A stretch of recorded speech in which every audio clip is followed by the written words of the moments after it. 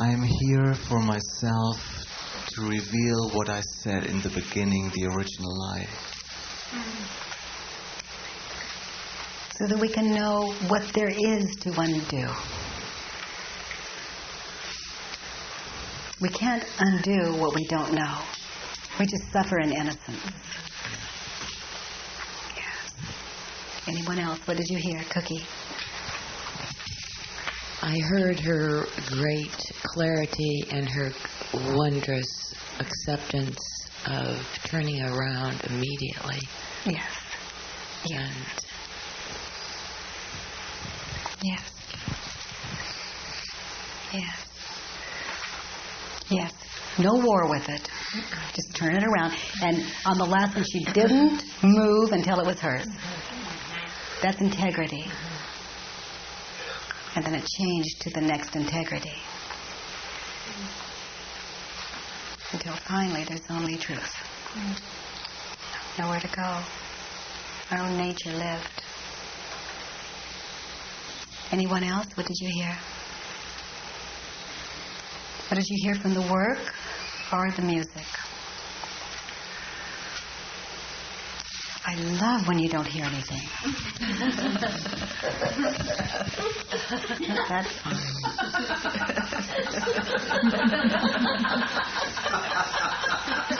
We don't have a story about what we ate.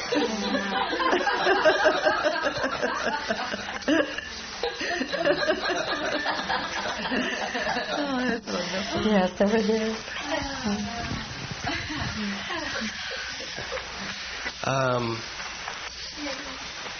In the beginning, Eve, damn her eyes, took the apple off the tree, the apple of knowledge, which I don't want anymore. Yeah. So when I do the work, what I do is I put the apple back. Yes. And then there's another apple. Yes. And I put it back. And yes, I put the next apple back. And put the next apple back. Yes. Eventually I'll get all the apples back. Yes, you're uncreating. I'm unknowing. Yes, you're unknowing. I don't want to know. I don't want to know anything. It's too painful. Yes. Yes, it has to be painful. We come to see there's nothing to know.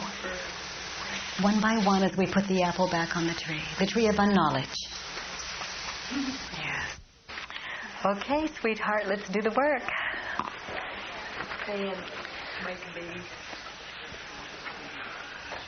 Okay. Oh, can you hear me? Yeah. Okay.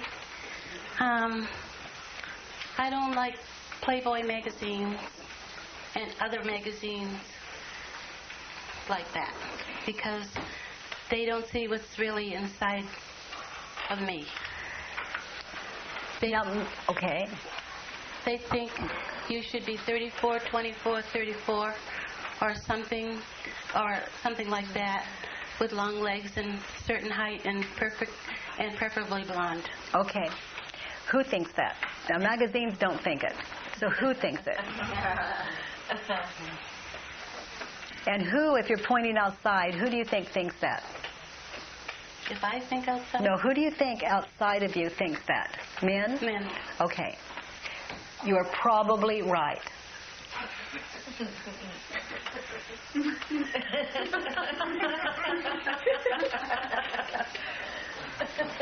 I love that because it only leaves you to admire you. Good. And I don't want to do that. I don't want to be responsible. Right. You'd rather have the legs and the blonde hair, et cetera, so that they could do your job. And that doesn't work, according to beautiful women that I have worked with. They're exactly where you are. It also doesn't seem to matter how beautiful I am because I look at pictures of when I was younger and now I think I was beautiful, yes. but you didn't know it then. I didn't think. I thought the same thing I think now. Yeah. Okay, so people should see your inside beauty. Is that true? No. No. And what do you get for holding that belief? Anger. You get more spiritual. You try that for a while. Okay? You get more, you get kinder, you try everything. It's funny. You get, phony. So the turnaround on that would be, I don't see what's really inside of me. Yes. And turned around again? I don't see what's really inside of them. the tall, blonde, long-legged woman. Yeah. I'm usually surprised when I do see something inside of them. Yeah. And let's look at the next one. Men in Playboy magazines think you should have a hard body, slim and young. Yeah. And can you really know that that's true? No, I don't know all the men. Yeah. And let's just say that that's absolutely true. Now let's turn it around and see what else is true. What else? You can't know any of it. Turn it around and see what you can know. I can know. No, just what you read, what you wrote. That I... Read it the way you wrote it. They want you to have... I can want me to have a hard body. No, just the way you wrote it. Men in Playboy magazines want you to have a hard body. Okay, I want me to have. I want me to have a hard body, be slim and young. Hopeless. I know that. Yeah. But it's still there. Well, of course. And what's the purpose? You hold on to the belief because you get something from it. Of course it's still there. You're getting a huge payback from it. Mm-hmm. So go inside. You're holding it for what? For what? What do you get? To be separated. Good. Hold on to that. You get to be separate. To have low self-esteem. Perfect. Perfect. So hold on to that belief so you can have low self-esteem. And to be hard on myself. Yes, good. You're doing really good, Diane. And I can get to hate Playboy magazine. You get to hate Playboy magazine. Call it that instead of you. Mm-hmm. Instead of myself. Yeah. So you use them to validate that you're not okay, and that's how you keep your low self-esteem. And I can also get to think that it's not fair. Yeah. Yeah. Anything else? Did she miss anything? Yeah, that looks like that. Yes. We don't like those women. And men that like them. They're shallow. Yes. She gets to be a victim. Yes. And not truly responsible for her actions. Yes. Not truly responsible for her thinking. And also not having to take risks. No kidding. Now, sweetheart, look at what you would be giving up if you didn't hold the belief. That's a lot. It's been your whole survival. Low self-esteem, less.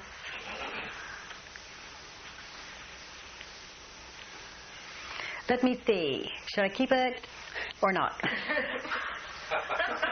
And also never can do enough to make up for it. Well, I think I'll hang on to that. To keep it or not. Keep it or not? Yeah, to keep the belief or not. Oh. You see, we've heard the purpose for holding on to it. We've heard all the things you get for holding on to it. So, keep it or not. Keep it or not. When it arises, it could appear as a great big fat joke. Because of what it brings, it's like instant loathing of yourself. And that's a reminder that, oh, is it true? You see? Let's look at the next one. Men should see the beauty inside. Oh, duh. That's such an... Oh.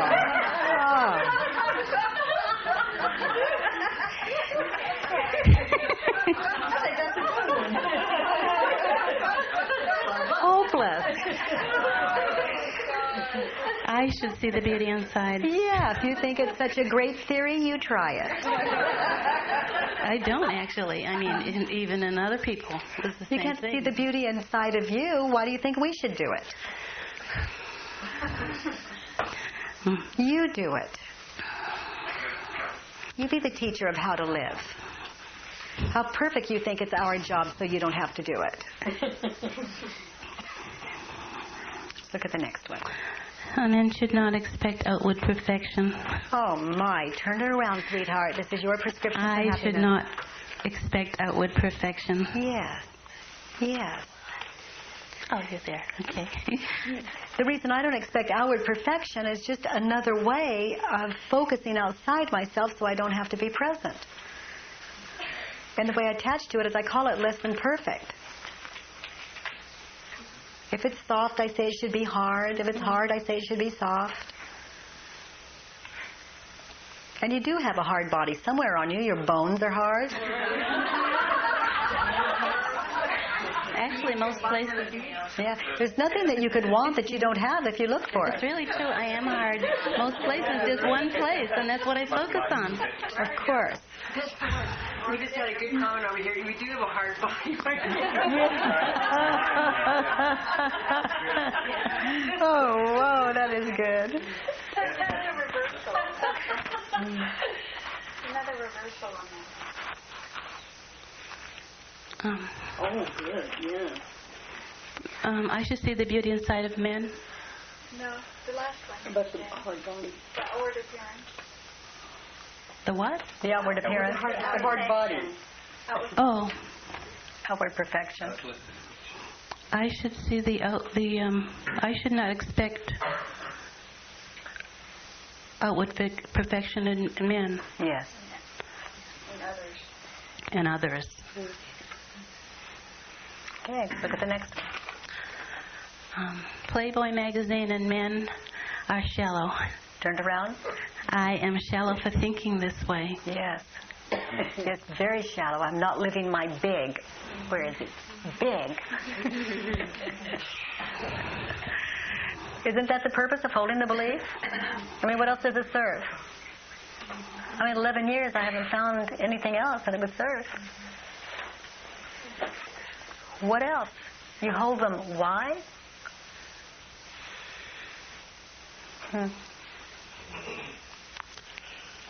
I keep putting the invitation out there. It serves your misery. I think I'll really keep that one.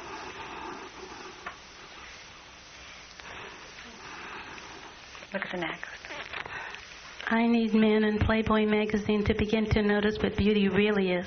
Whose business is it who we notice? I mean, you won't even let us have a life out here.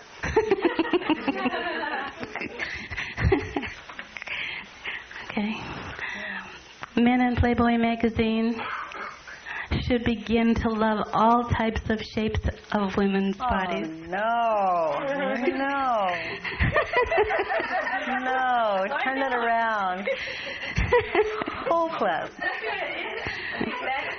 Then you do it. Yeah, right. That's really true. Yeah, that's the point. It's true because I noticed that I admire certain shapes of women's and men's bodies. Mm-hmm. Yeah, it was you. So turn it around. I should begin to love all types of and shapes of women's and men's bodies. And start with my own. Mm-hmm. Let me begin right here. Mm-hmm.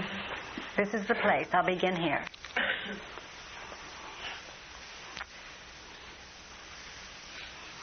Because if I begin there, then I'll be... Well, there is where it hurts. Mm-hmm. Right. I mean, how do I know I'm to begin here? I'm just everywhere I go. I'm the most obvious one. I mean, here I am again. Oop, here I am again. I go over there, here I am again. It must be this one I start with. Okay. Men in Playboy magazine reject all so-called beauties. They should. Turned around. Why should they? Yeah, right. I just, I got Good. that. I should reject. I should accept. I The whole should, turnaround. right.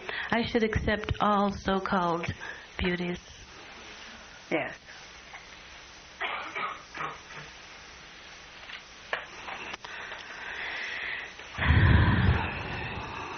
I refuse to read those, I underlined, types of magazines. I'm willing to.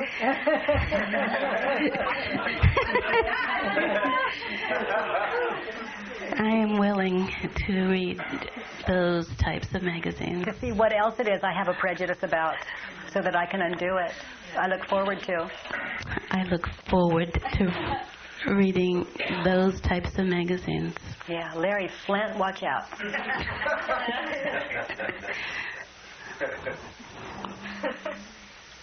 Look forward to anything that offends you. Judge it, inquire, turn it around, be free. There's only God. There's only God. There's only God. There's only God. That's what I see when I look at you, Diane. Me too. Be back, Nancy. Betty. I wanted to say this to Stan, and I'm glad you came up, Diane, because it just was a great lead-in. I was so struck, again, when you did the work as when Stan did, by the beauty of the truth when it's spoken, and especially the beauty of what you don't want to say. It just is so beautiful, and every time I see you, get more and more beautiful. Yeah. Thank you. Yeah. Betty. She's going to mail you Playboy magazine. I just wanted to say I appreciate you doing my work, and it's so obvious hearing you do the work that it's so obviously seeing you doing the work that it's just, beliefs are like clouds, and all we got to do is let them go through, and what's the problem?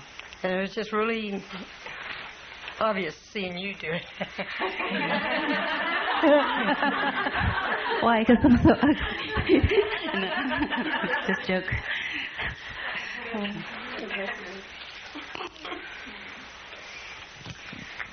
When you first started talking, I thought this is definitely a girl thing,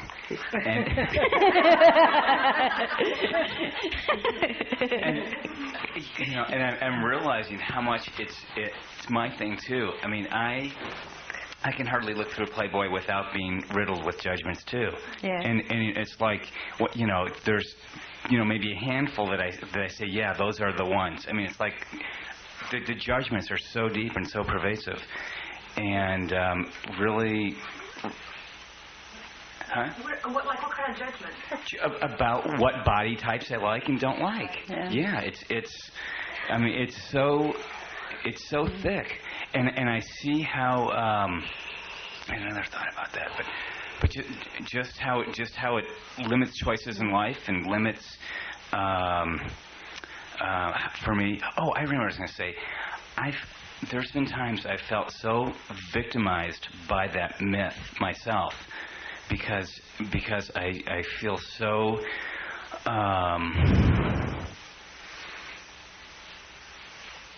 like the match that I want, the visual match that I want is so out of reach and so out there that it'll never happen, and I get so caught up in it, I feel victimized about finding that match. And I blame this myth about the right body type. Someone told me a story about one of my sons. He was invited to the Playboy Club. You want to hear this? Sure. Oh, yeah. Playboy. He was invited to the Playboy Club. And what they told me was he didn't find their way as similar as his way. He stays in the work. And that because he was quiet, that there wasn't a lot of attention. People go there, the idea is people go there to meet somebody. So he wasn't terribly popular. So here's the story. He stood out by the restroom, the women's restroom, where the bunnies would go in and out. And just for fun, he would stand there and he'd say, "Hello, I'm so-and-so, and he'd tell the truth. He'd say his name. I'm so-and-so, and I am, and he started telling them his whole truth, and they go, yeah, sure, and just keep right on walking. The next one would come up and say, hi, I'm so-and-so, and I am, and I do, and I have, and they go, yeah, sure. He would just tell them the truth, and they would just walk right on by. And I don't know where I went with that one. But This doesn't necessarily get you a date. and he didn't even want one. I mean, he wasn't doing it. It was the intention of just having someone to talk to. And seeing if someone would go, well, yeah, and I'm so-and-so and so, and they would have something in common. They would just tell the truth about who they were. And that was all. So, moving right along.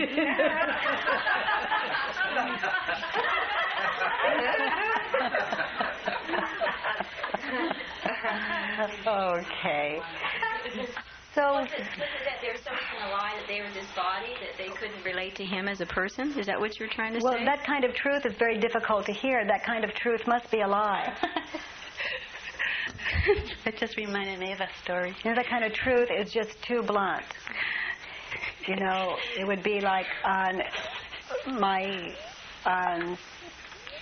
it's just, oh, the reason I'm hesitating is, well, I don't know that he would mind at all, but, well, yes, I guess I do. It's why I'm not telling what he told, because it's his life, and it could, his music has been nominated for a Grammy, and he has all of this wonderful stuff, titles and things, and success, and he just stood there and told it. And, hi, my name is, and I am, and I have, and I have. They go, yeah, sure, and just, walk right on by. And he was just, if you just knew him, he just stands there and tells it. He just tells the truth. And he was playing that night. And any more feedback for Diane? Diana, I'm very struck. We really love each other very unconditionally, and I'm very struck with actually how much you already do what it is you say you want. And I wonder how much you do see that. Or at least you're willing to do it with others. I feel like you're very willing to love me no matter what I look like. I've always felt that. No, I am that way. And so, just... It's okay for others. Yeah. What a lot of people do when they've been in the work a while is we just get pettier and pettier and pettier, just trying to find what's left. I was thinking that this was a little thing, but it's a big thing. Yes. It seemed like it was light and fun, but it was really it's been very painful for me. Yes. My whole life. Yes. So we get really petty on the little things, and then we do the work, and it turns out to be much bigger than we even realized. And I also hear that you're willing to let it go. I hear that you're just like, what is that wonderful saying? One belief away from one belief freedom, away from freedom. Freedom in this. I really see that. Just pass it over here.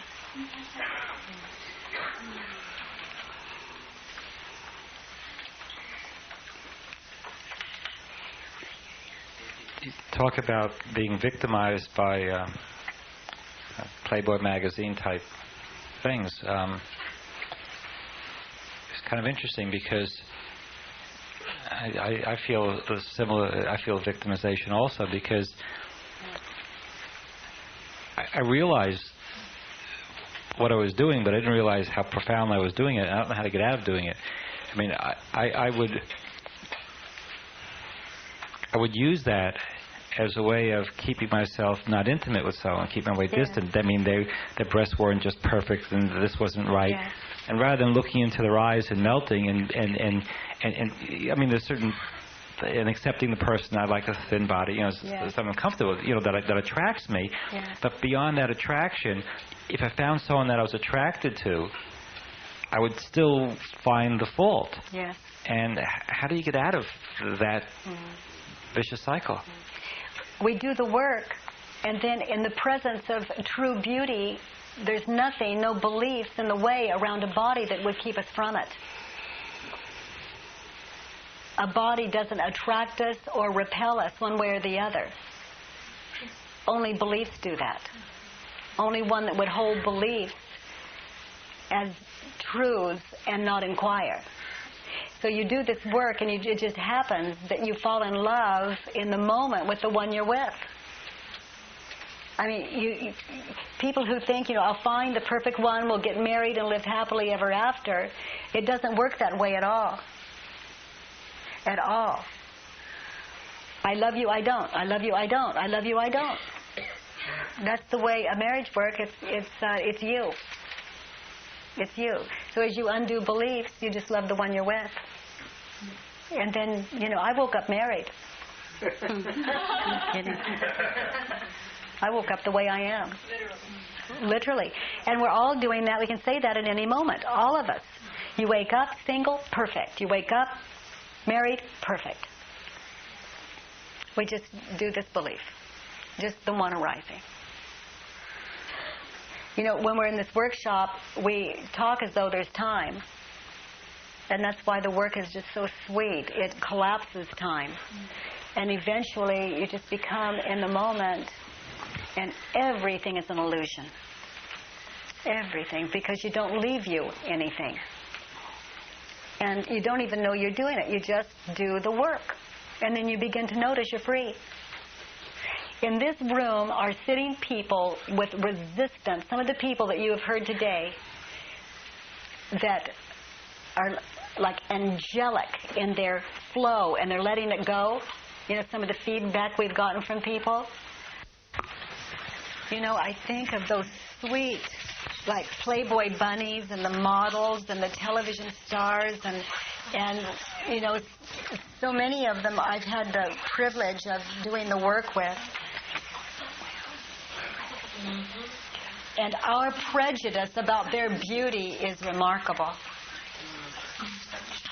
And how we'll use these beliefs like they're beautiful, that is a separate, I want you, I need you, I love you. That's as big a separation as, look at her, she's so beautiful. I mean, either way. Katie, what did you just say? What's the separation? Either way. Oh, you're so beautiful, you're so beautiful. It's as big a separation as, oh, you're so stuck up.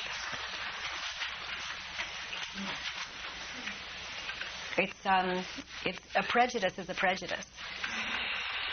It's how we stay separate. We don't look into the eyes and join there. And look into the eyes is just a metaphor. It's just a metaphor.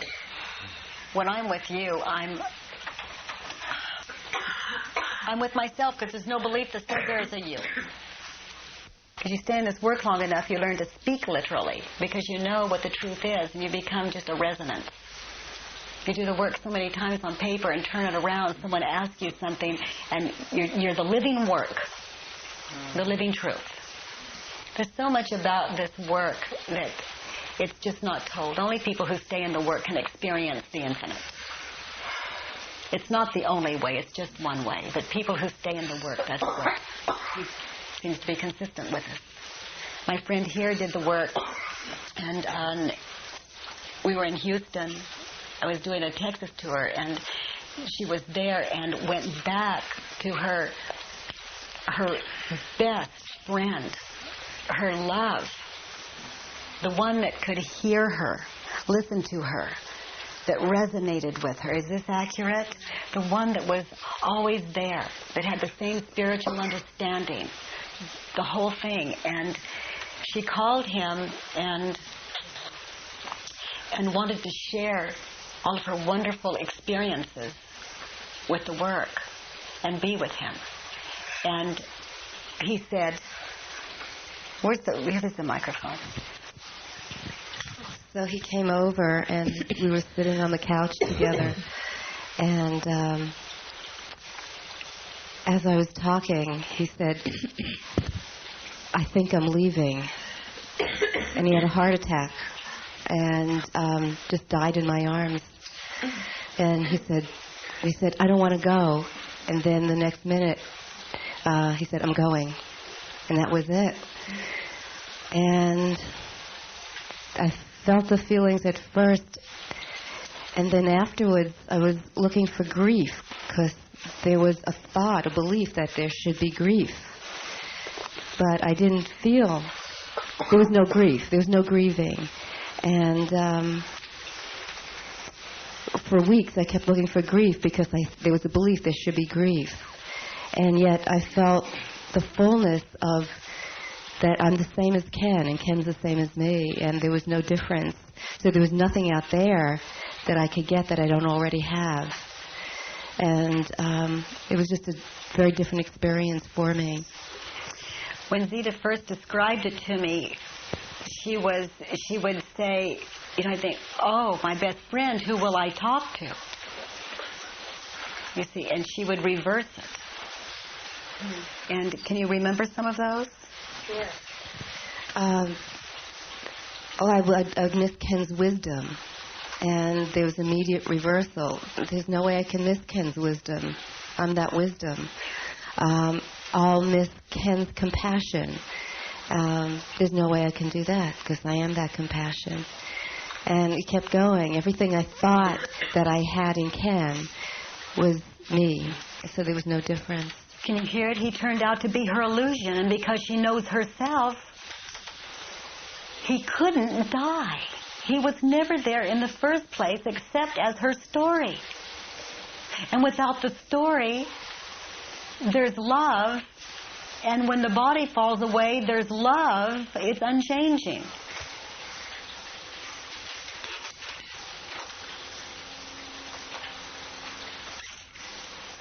Very sweet. This work doesn't allow you, it's the end of suffering. I hear all over this world now. And people who suffer, that know the work, are collapsing that time. It's collapsing. A belief comes in, you hurt. You undo the belief, you don't. A belief comes in, you hurt. Undo the belief, you don't. Asleep, awake. Asleep, awake. Asleep, awake. 2,000 years later, asleep, awake. Look forward to it.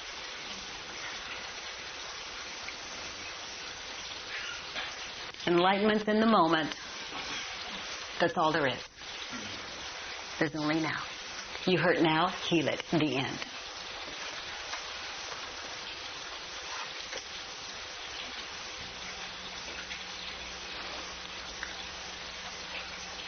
Were you aware of your hand prior to when I said, are you aware of your hand?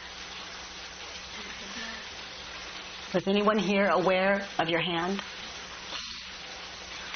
That you didn't have one.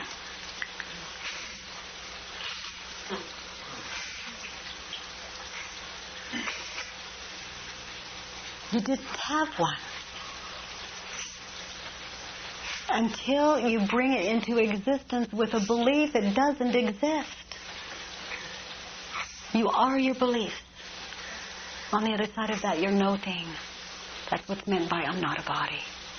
Without a belief system, you can come to know that rather than it be as a theory. And that's what we're doing here. We're dropping belief systems, and it leaves you as one who's infinite, timeless, ageless. There's no mysteries here. If you leave this weekend or this 3-day workshop intensive, and there are any mysteries in life left, bring it to the front. There's no secrets and mysteries. There's superstition.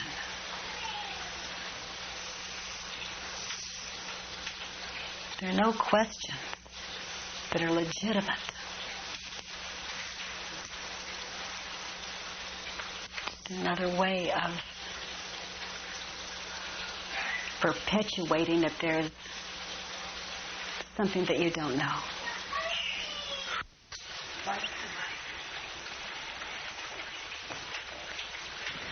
I have a question around heaven and earth.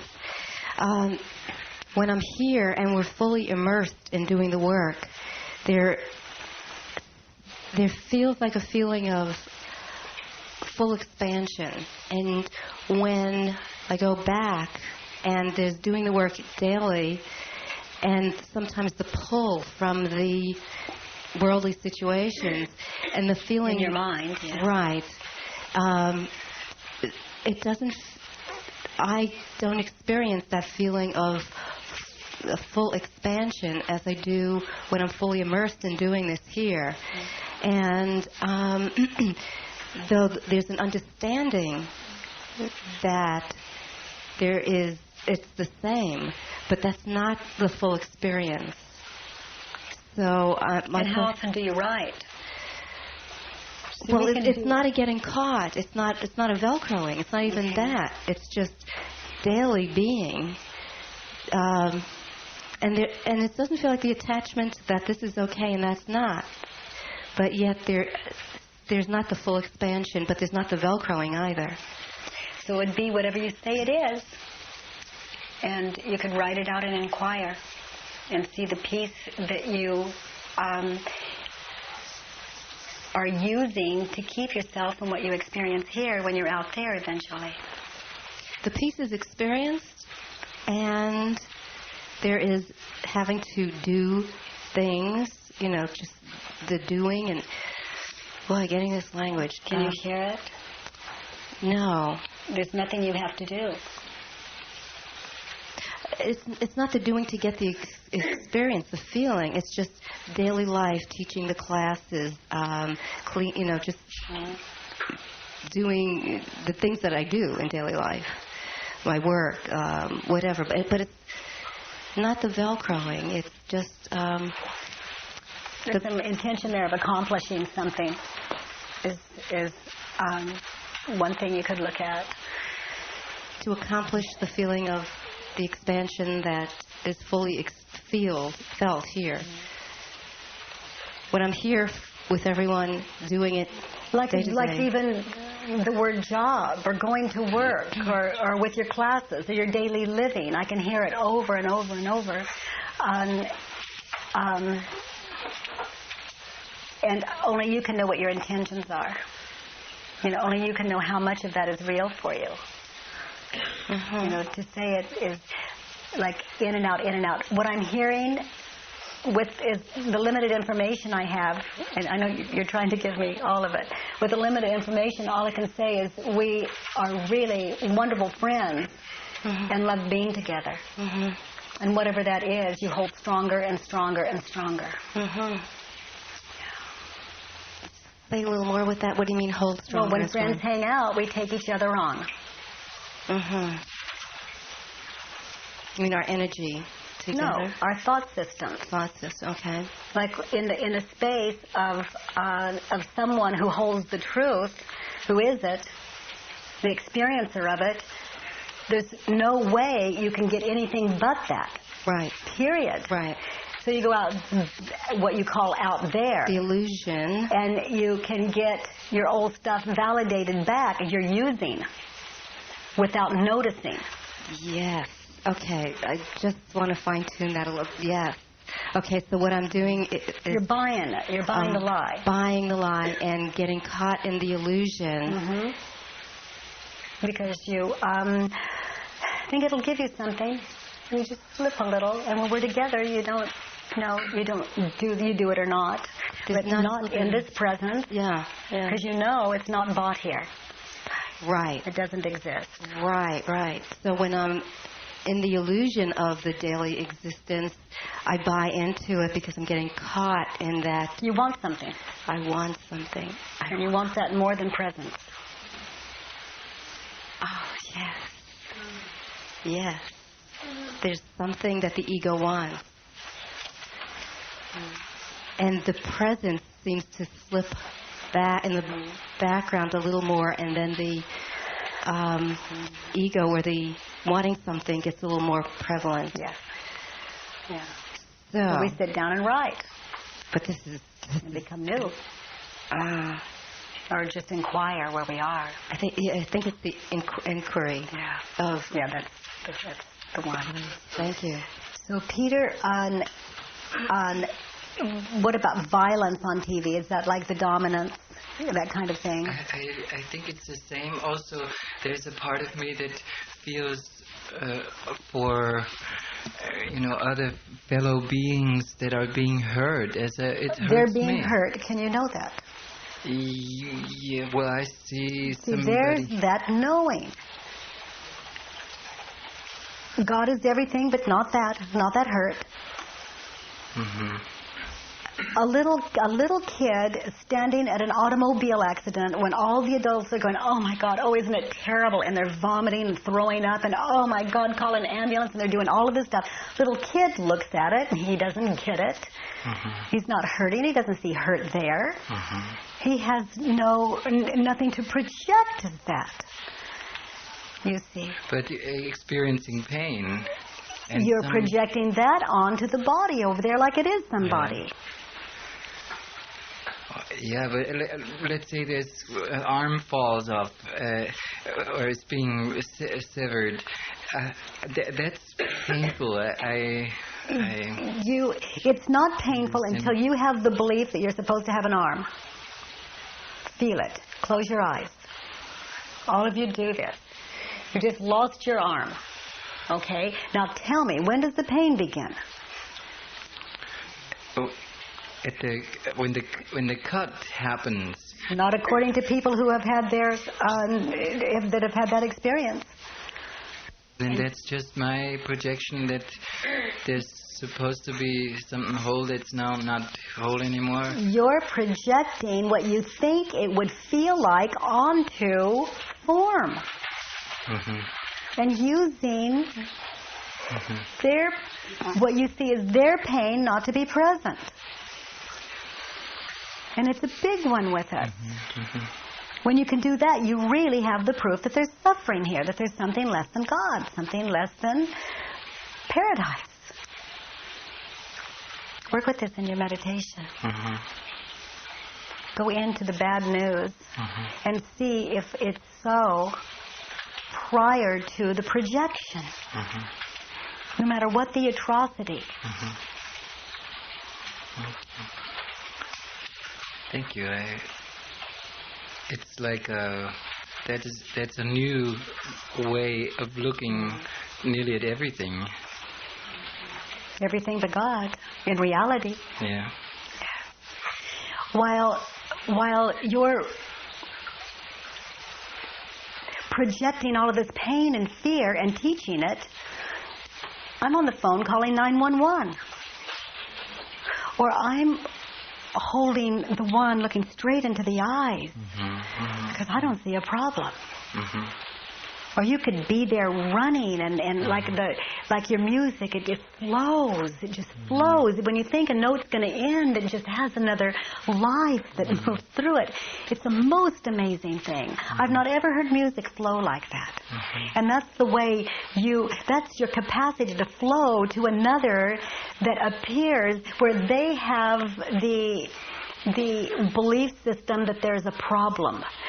Because you don't see a problem, because you're healed, the healed healer, you just flow like that to that. And in the presence of you, I can't hurt. And I don't even want you around. Bring me someone that'll scream and yell and validate that I should have an arm.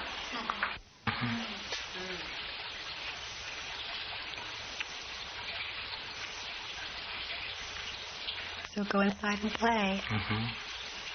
Okay. Thank you.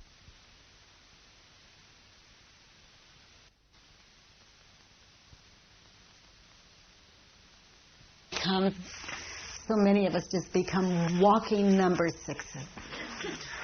Just looking forward to everything, to all of it. It's God. And what we don't see is that. We do the work. And then we look forward to the next. Yes. No more fear. Just love. Feedback for Peter. Yes. Okay, question.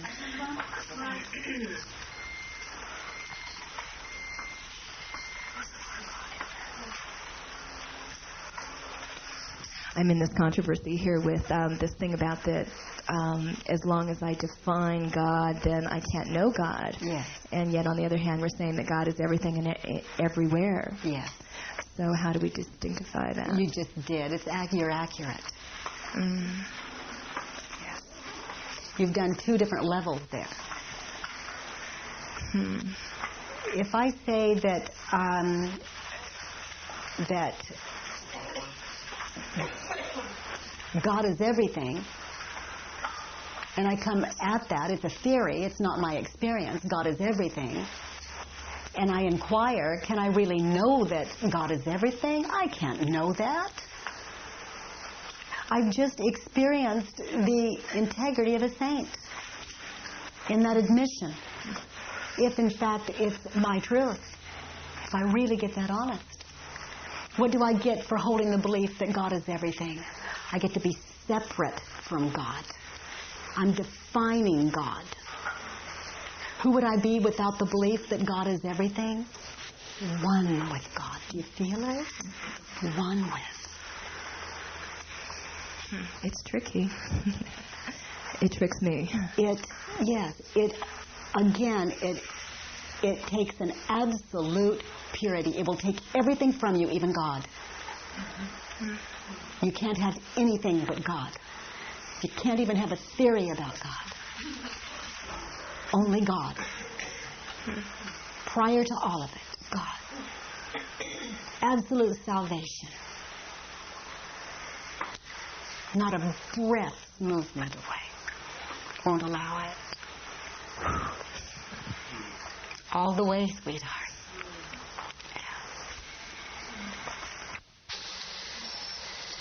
So stay in it. Who am I without my belief? New. So many people in this room, you're unrecognizable. Unrecognizable. Even your physical structure is different than when we met. And all we've done is ask 4 questions. Turned it around. Just like children. Yes, Jenny.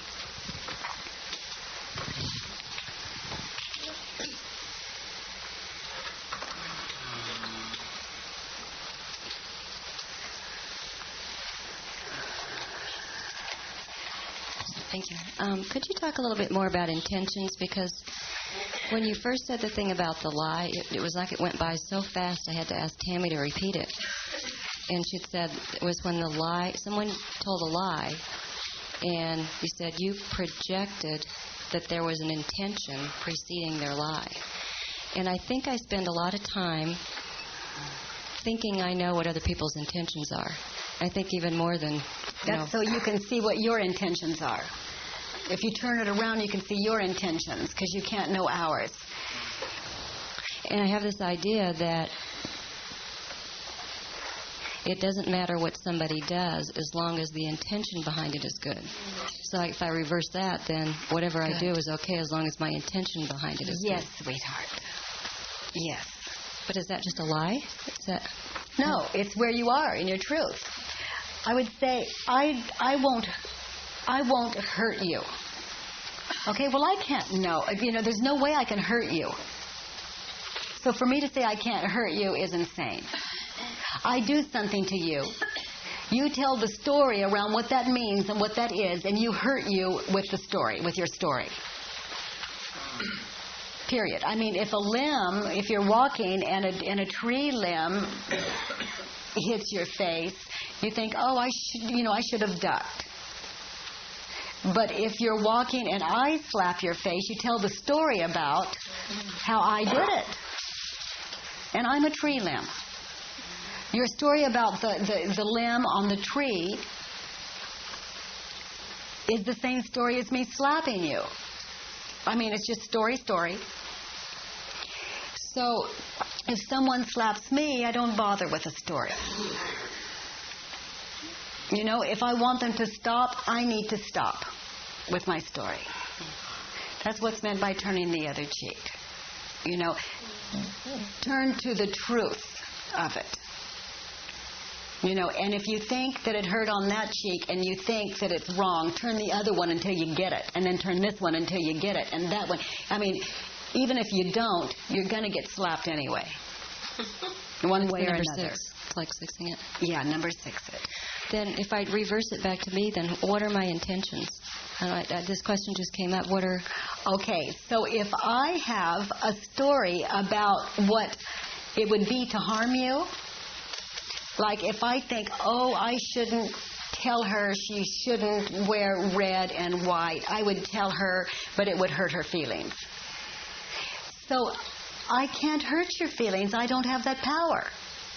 You would hear the story about red and white and do a thing, and you would hurt you with your interpretation of what I said.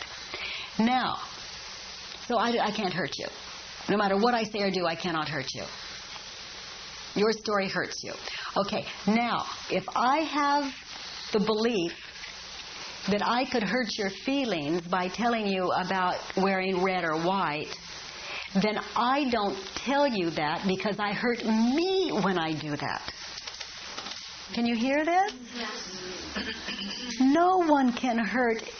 There's no one outside of you. Just your story coming back at you. So just a reflection. Without the belief that I think I could hurt somebody, it wouldn't matter what my intention is. No. I could walk up to you and say, Jen, red and white, don't do it. And I am fine here, and you could go off doing a miserable routine inside of you, and I wouldn't even know it because I came from out of harm. So there's no pain here. That's how another person cannot hurt another person. There's nothing you can do to hurt me. There's nothing I have ever done to hurt anyone. And this is the best news because it says you've been innocent, that you're innocent, and so is the whole world, that there's no guilt. There's only one perpetrator. It's you in your innocence. That's it. Yes? There's a analogy where a boatman crosses a river and it's kind of dark, and all of a sudden he sees a boat coming against his boat and runs right into his boat, and he yells and just is mad about this other boat, and in his anger he doesn't really see that there is nobody in the other boat, and as if there was somebody else out there that could hurt, but there's nobody in it. Yes. That is the story. I hurt me, and it turned out to be just another illusion. Mm-hmm. And it always is. Mm-hmm. It always is. It's literal. There's no one out there except your story. I am your story. You think I'm wonderful? How does it feel? You think I'm terrible? How does it feel? Katie, can I say one more thing to just clarify? Was then it really got me because what I realized so much of my life has just been about not hurting other people's feelings. I spend so much time worrying about that. So then did I just create intentions as a way of justifying saying whatever's there for me to say? So that if I have some story about an intention, if I do it out of love, then it's okay? The awareness is I'm not going to tell you about wearing red and white because I hurt me when I do that. That's all. Because if I think I should tell you for your own good, I'm really insane. What I'm going to tell you, I need to tell me and skip the you part and tell me for my own good. Can you hear it? If you want me to run it by, always ask. If I think that you should be kind, I need to be kind. It's that simple. You shouldn't be kind. That's my theory. Why should you have to live out my theory? I can't know what your best good is. Can I know my own? And worrying about how you should live in kindness is perfect. That way I don't have to be present. I can just go through life being your savior and lose my own self. And haven't you noticed no one listens? I mean, there's a clue.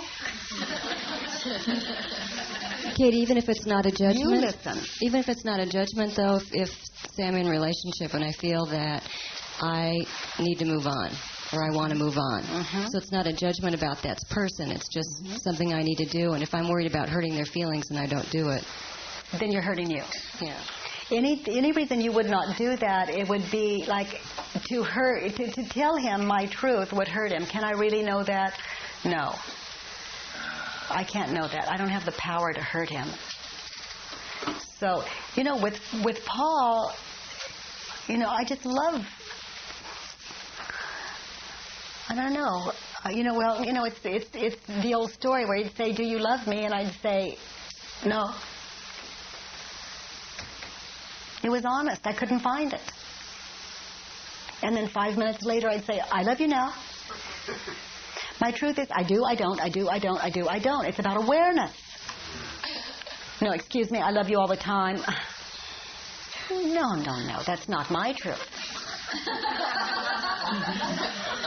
I love you when you give me what I want. I'm clear about that. And I'm one to be trusted. He's living with someone who's clear, not nice. Someone who doesn't substitute kindness for truth. Truth is kindest. But I don't tell truth for your own good. You see? I would be insane to think that I could say something that would serve you. I wouldn't do that to me. Okay. Yes, honey. I really connected with your story, and what I've got particularly this morning doing my work was the ingratitude for everything that I really have. And I've seen in the last 3 months where I've moved more into a space of gratitude how incredible my life has become. So, yeah, I just wanted to share that. Yes. Thank you, sweetheart.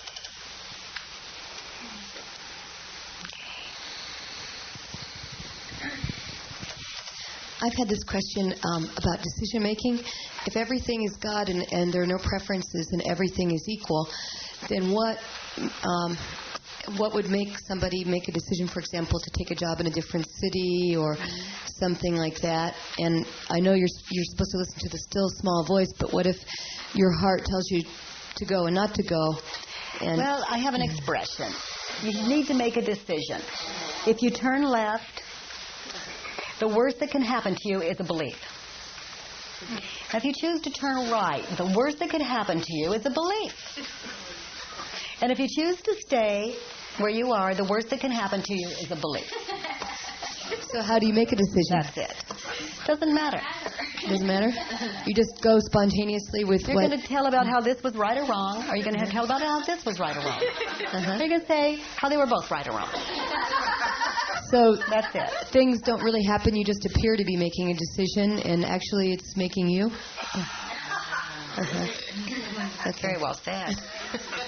You think you're doing it, it's doing you. You're just narrating it. You're just telling the story about how you are making the decision. Without the story, just enjoy the left and the right and the stillness of it. Yeah. So you don't let your mind get caught up in pros and cons and that kind of thing. I don't even know how to answer that question. I don't think any of us let anything. I just do the work. Yeah. Okay. Thank you. You're welcome, Angel. I was thinking about people saying earlier about how upset they were about people dying. And I remember being about 4 or 5 and thinking, what if my parents died? And I remember thinking at the time, what a relief.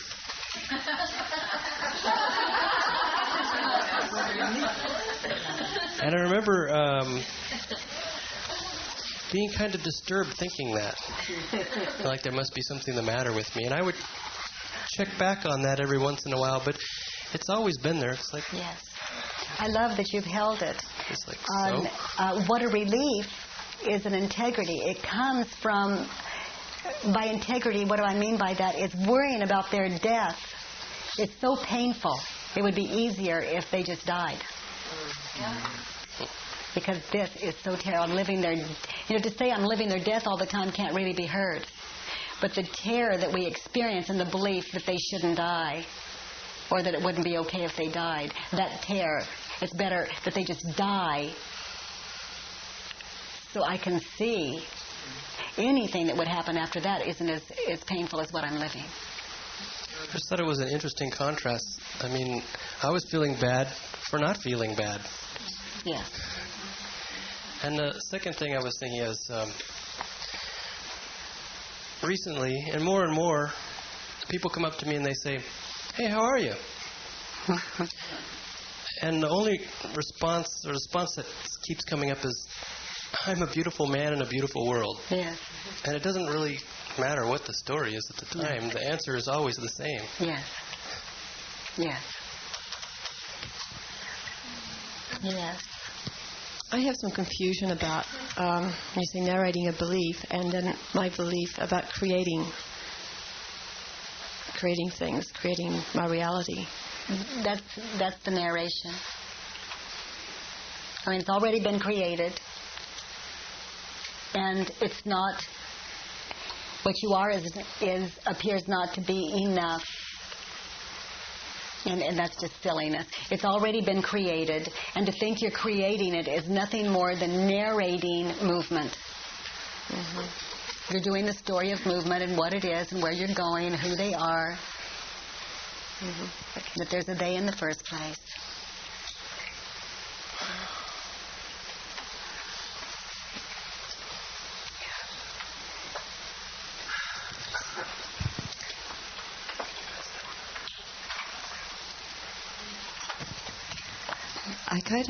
I kind of would like to come up and do the work with you. Let's do it.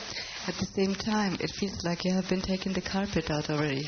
So it's like... what we do here is collapse time, millions of years. You can start the work, and by the time you are just a little way through it, all the rest seems like silliness. Yeah, that's the way it feels. Going out there feels and you go out into the world, and what happens is you see it differently because what you left here, what you undid, doesn't attach. And you notice, like we're hearing for so many people in the work here, you notice that you don't suffer anymore. And when you do, you undo it, and then you notice that you don't suffer anymore. Yeah. Just sitting here, for all this time, it's like it's done already. Yes. Let's try this one. Thank you, Katie. Oh, Peter. Yeah. I come here many times. Yeah. That's what friends do. I have one of my sons, Ross.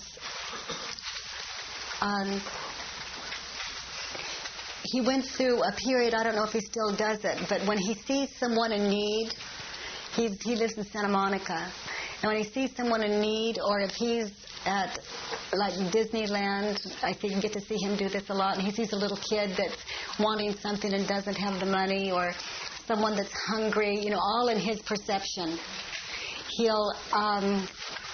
He'll reach down and he'll have money in his hand from his pocket, and he'll reach down on the ground and he'll say, "You dropped this, man," and he just keeps on walking. He'll say, "I think you dropped this," or whatever his thing is, and I watch him, and it's just amazing to watch how he gives himself his heart's desire and doesn't get found out except for his mother's mouth. So fine. What he says is, "I really like me when I do that." Yeah. And that was the Christmas present he gives him for Christmas. He goes out and makes it a point to give him that, and where no one knows except for his mother's loud mouth.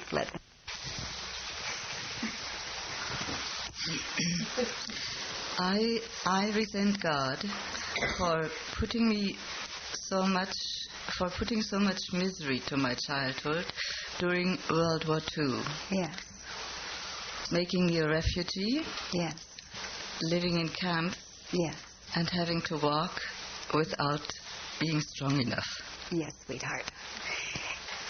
Now, is it true that you had to walk? Yes. Is it really true? You wanted something, that's why you kept walking. You didn't have to walk. You wanted something. I wanted Can you to hear survive. This? Yes. Now I'll ask you again, is it true you had to walk? I could have lied down. Yes, that's truer. You wanted something. Fear is two things. You're not going to get something, or you think you're going to lose something. That's it, the end. That's it. How simple is that? That's it. That's all.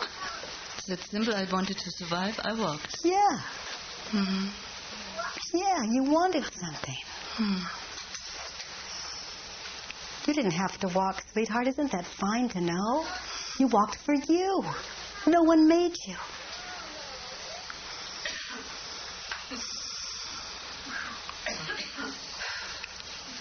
All the way.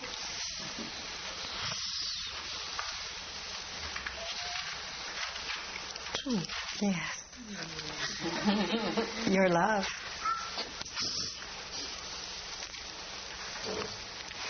And I want the whole world to help me. It was me.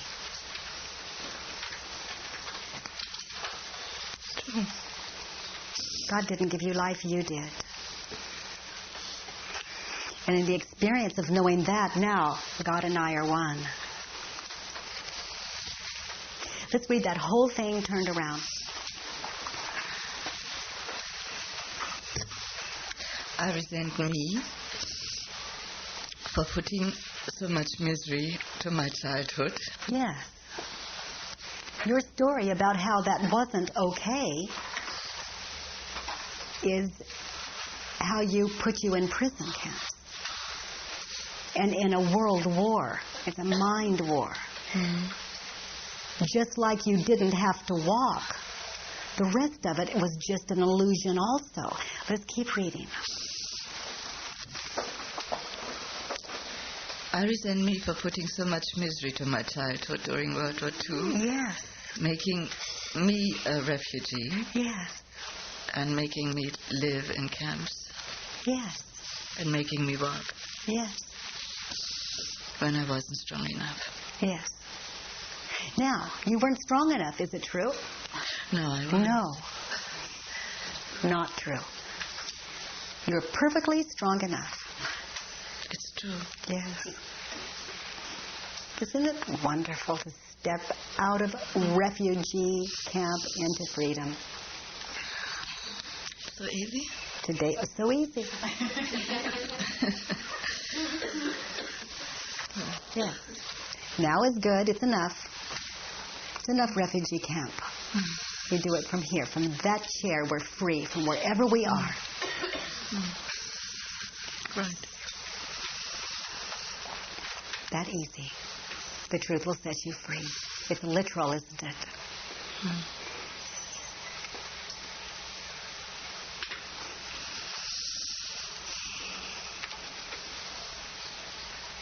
You know, the only complaint I've ever heard about the work is that it's too simple. I had that the first night when I came here. I said that to Hanya, this is too simple. Yeah. That's why I say adults can't play. Only children can play.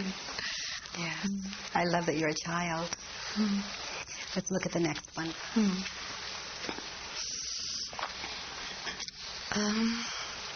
I resent my mother for emphasizing all the time that life is just suffering. Oh my, let's turn that one around. Yeah. I resent myself for emphasizing all the time that life is just suffering. Yes. You have to hold up the illusion that someone made you walk. Yeah. That's true. I do that with that. Yeah, I have to hold up the illusion that it was the war. No, it was the war. It was the war about the war that hurt.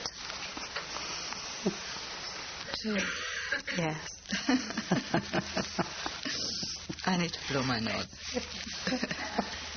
Is it true? Yes. I feel better when I do that. Yes, yes, that's truer. Yeah. Okay. Yeah. Well, it goes on and on like that. Yes. But, yes. Eventually, I say we bore ourselves to death. Yeah. We could stop here. Let's continue, sweetheart. We want every little corner. Yeah.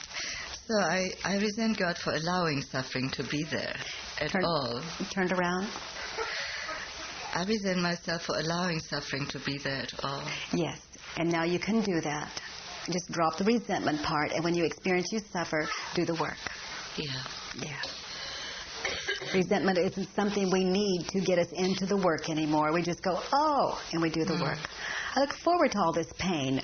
It's time to do the work. Joy, joy, win, win.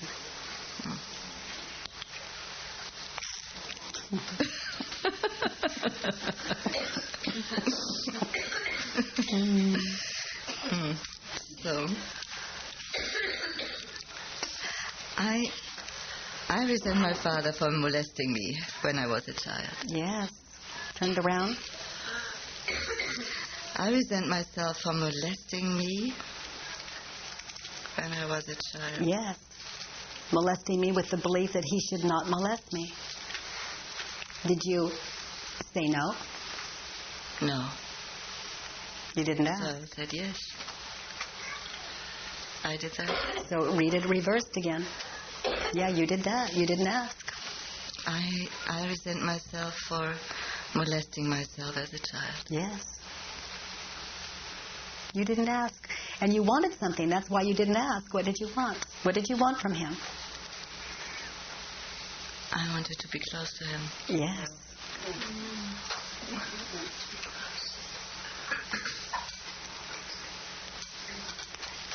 So a clear child would say, Father, this hurts, and I want to be close to you. What do you suggest? I wasn't clear. No, you're still a child. Get clear now. When someone comes to you and they want something from you, because you've done the work, you'll have the truth instead of putting your body through, or rather than putting yourself through the torment of it.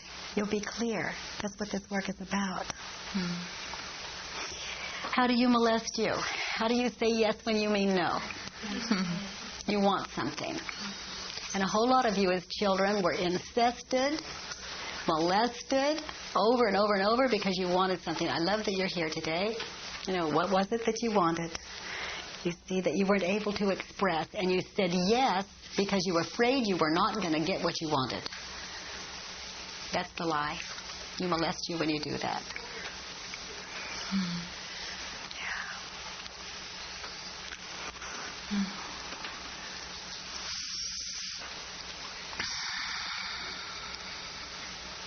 Well, that's the last one. You know, I'm your father, and I don't know how to do it either. Say that again. I'm your father, and I don't know how to get close to you either. That's all I want, too. We have it in common. We're just clumsy children here, not knowing how to do it. I mean, if you don't know, chances are I don't either. I mean, that's all sex is anyway. I want to get close to you, and I don't know how. So we just get bodies, and we pound them, and we touch them, and we do all this stuff, and it never works.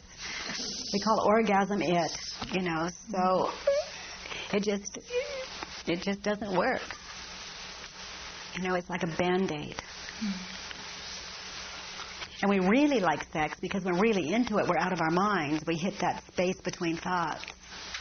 So we really like it. But if we use it for that, not even knowing it, eventually we think all the way through it. We're looking at our watch. We go, oh, when is he finished? And we're doing all of this stuff, you know. We have all kinds of funny ways. But eventually every Band-Aid stops working. And we just ooze out. Only the truth can set us free. Only the truth can stop the pain. Only the truth can get close. And the truth is, I love you. I want to get close to you, and this hurts. I want to do this another way. What do you suggest? Thank you. You're welcome. I resent God to allow life to be so chaotic. Turned around. I resent myself to allow my mind. To allow my mind. I resent my mind. I resent myself. Myself to allow my mind to be so chaotic. Yeah. So I look forward to my mind being chaotic. That's number 6, so that I can sit down and do the work and straighten it out. Your mind has been like World War II.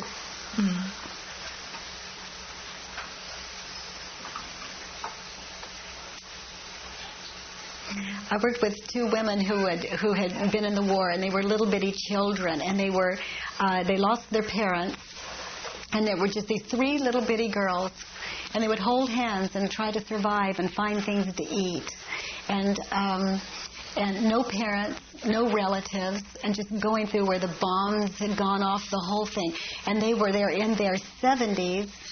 Maybe early 80s, and they were going back to Germany for the first time from their childhood, and we did the work. And it was this hopeless sadness that turned into just like that. And so because then I talked to them doing the work again when they had come back from Germany. And what they saw in Germany was not sadness anymore. They saw their home from the eyes of a child. And they got to go every place that they could not bear to go, and it was the extreme opposite. It was just very sweet. They were free from the bleed. Yeah. I want my mind to stay conscious when I die. Hopeless. I want my mind to stay conscious now. Now. Yeah. Yeah. Yes. To say I want to be conscious in 10 minutes is hopeless. I'll just be conscious now. You can see how time collapses? Everything I want up here, I just have now. In truth, now. Everything we ever wanted, now.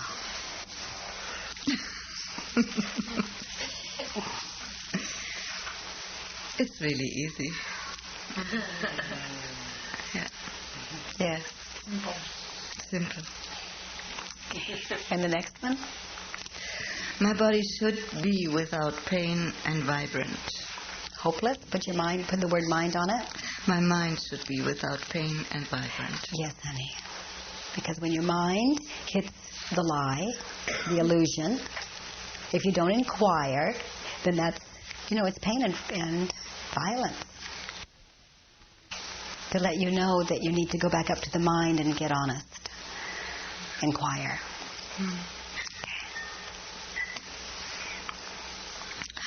God should provide happiness and contentment for everyone at any moment. Hopeless. Turn it around. What I say is, you think it's so easy? You try it. Yeah. And the truth is, God already has, but when we're in that belief, we don't have the awareness of it. So turn it around. So I use my mind? No, I should provide happiness and contentment for everyone at any moment. Yeah. For me? For you, for your sake.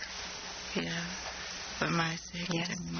For everyone. And if it's not for your sake, please don't do it. Yeah. Because we're going to reflect that back to you. Yeah. It's called conditional love. Give to us for your sake. In truth. Like the molestation, you gave, but you wanted something. There was a condition on it. So that's molestation, yours. But if you give yourself and you don't want anything at all, like just to be close, then it's not molestation.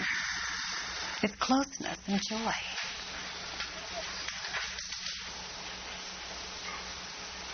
Yeah. And telling the truth is the same joy. If it's not your truth, then you just say so and risk losing what you think you're going to lose. The truth is, we don't lose it. We get something better. We get ourselves back. If I tell you the truth, I'm going to lose you, so I lie and I say yes, I've lost myself. And if I tell you the truth, I may lose you, but I have me. And I could have both of us. At least I have one of us. The other way, I get nothing. And then the other way, I could have both of us, or at least me.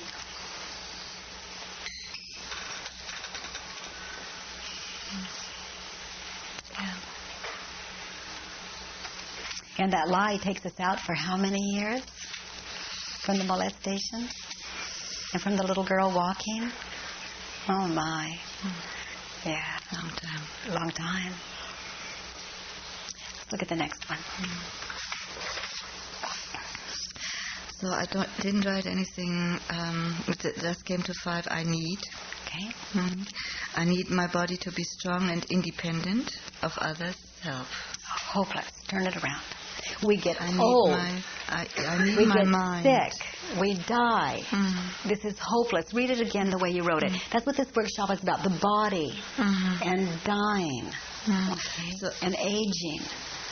I need my body to be strong and independent of others' help. Yes. Hopeless. I mean, we can see it in hospitals and convalescent centers, and we get to see it everywhere. Hopeless. There was the most precious friend in a wheelchair that was here yesterday. And there's no way she could get around without help.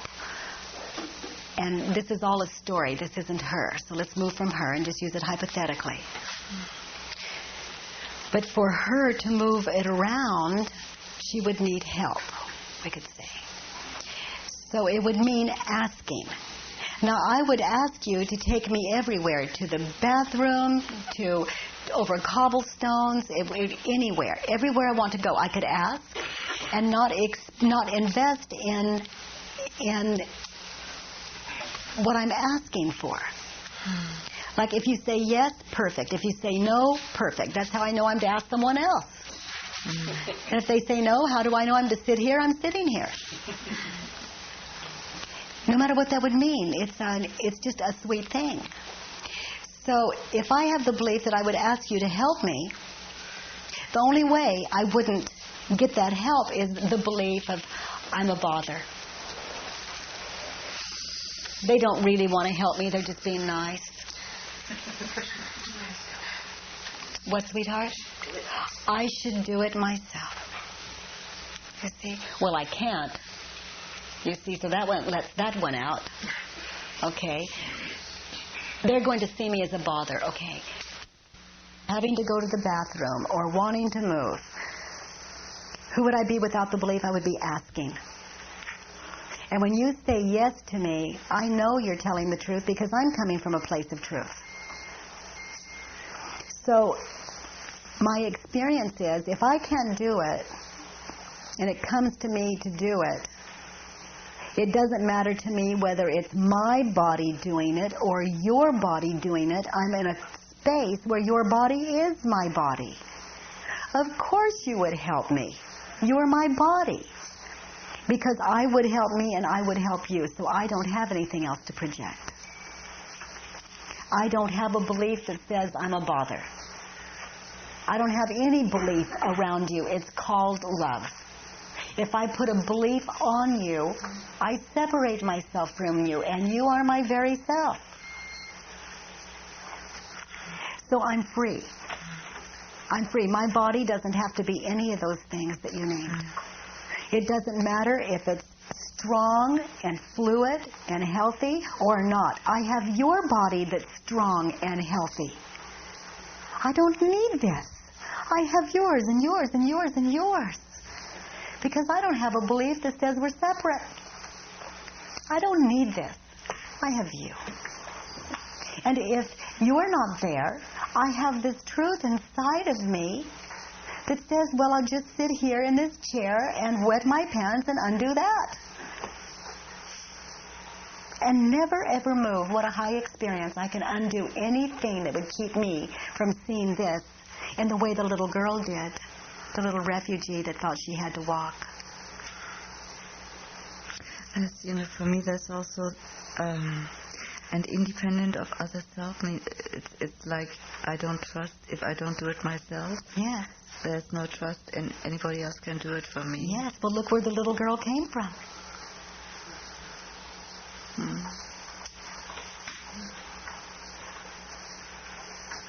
You know, how could she trust?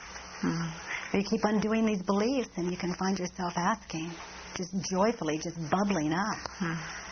Because we start to relive the childhood, or live the childhood that we never did live. We become infants in this work, just toddlers, just cry, and then take it to the world for your sake. I love when someone asks me. I get to feel so important. We love when you ask.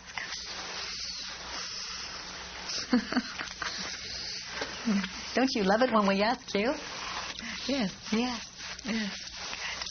Good. Okay, let's look at the next. So, I need my body to relax and enjoy peace. Okay. Hopeless. Turn it around. I need my mind to relax and enjoy peace. Yes. Now that will work.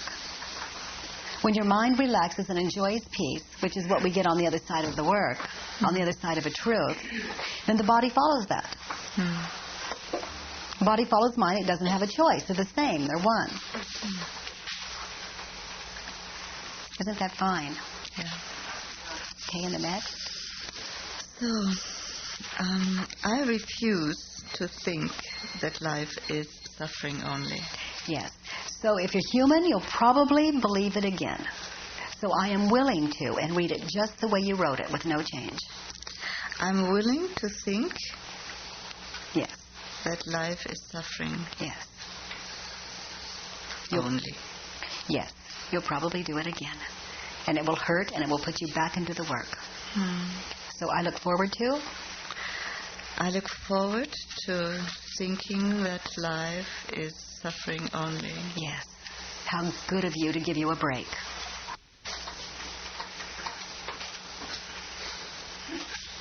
Yes?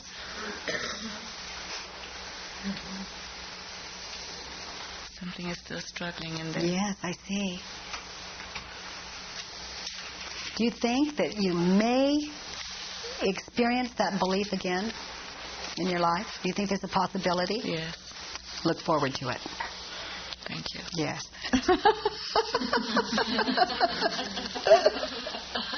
I mean, war doesn't work, I hear from you. So you just gave up the battle. You just gave up World War II. Yeah. Good. Until I have another one. Yes. I look forward to the worst that can happen. Yeah. Yeah, I look forward to the worst that can happen. Yes. This work is the end of suffering because it's the technology of how to go inside of you and find the truth that'll set you free. It's a way. Okay.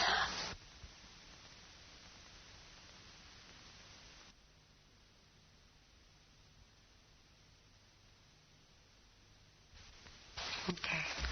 Thank you, Peter. Katie, when you just said that you wouldn't want that person around. That's not true. Okay.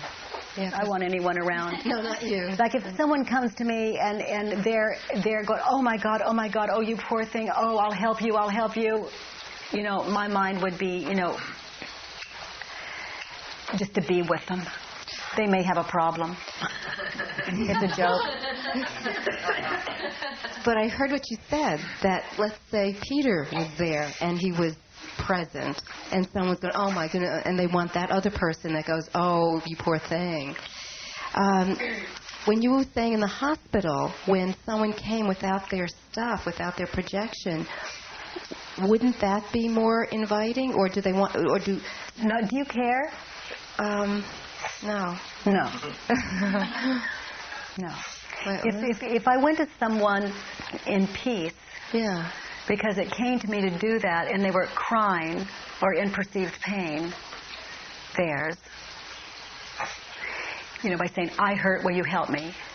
Or by crying, and you just move to it. You just know. But it's a comfortable thing. So you move to that, and if they look at you and they say, go away, get me the nurse. Then getting the nurse is how I help. I'm not the one they can hear. Let them hear the radical. I give them what they want. I want what they want. I want them to have that. I love them.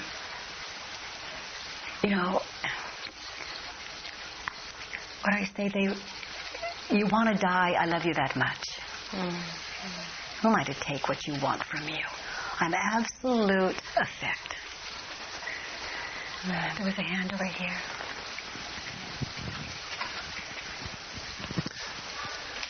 So I have a tooth right now that appears to be wanting to be noticed quite a bit, and so I work with this stuff, and I get these moments where, so I just did what you did. The pain doesn't come until I have the thought of a tooth. And there was moments there where the pain disappeared, and then the pain comes back. Good. So I get to, I choose to cycle around in this, and then I put my clove oil on it, like last night, and because I believe in the clove oil, probably because the pain goes away eventually. So anyways, I guess I'm kind of rambling here. So okay, here's my experience. Sanity doesn't suffer ever. Is that stuff you rub on your tooth? Is that what you were talking about? Or a pill? Clove oil. Clove oil. So I would put that on my tooth, and I would work on the thing that came up. Mother, father, the next door neighbor, God, the sky, whatever. I would work on that. And the next time the tooth hurts, it doesn't hurt. If that makes any sense. Yes, it does, because I've been watching to my ability that when I'm feeling certain things or certain events just happen, the tooth starts hurting. And before the mental look at, I was noticing when I would eat certain things. Of course, and that goes back to the belief of the foods I was eating. Yeah. So I would stop those. Success there. But it is interesting how. Yes. Yeah. Okay. I have had experiences that where my husband would say, oh my God, oh sweetheart, oh my God, let me fix it, oh my, and the man may have a problem. There's nothing that can make my hurt. Nothing. Unless it does. And that's...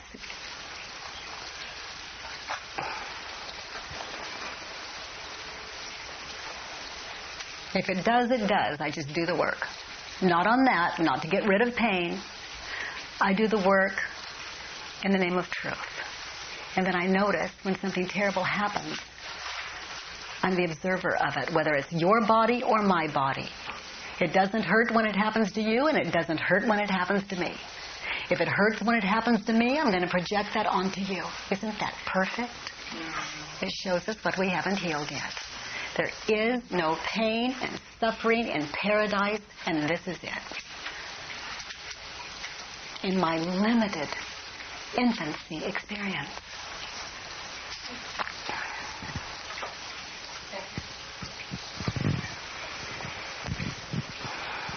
I really appreciate you bringing this up, Peter, because this was one of the pieces I wrote on for the weekend, and I have so much charge around it.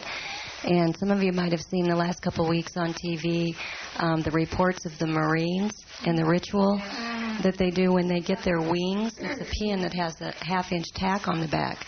And they have a ritual with each other where they smack it into their body. And then they had a picture where someone was even rubbing it around with that tack in the skin. And it just, I haven't been that affected by something, I don't know how long. And my number 6s, hearing everybody talk about it, I can see the reversals, but my number 6s were, I refuse to accept this as a humane and loving act, and I won't ever inflict such physical abuse on anyone. And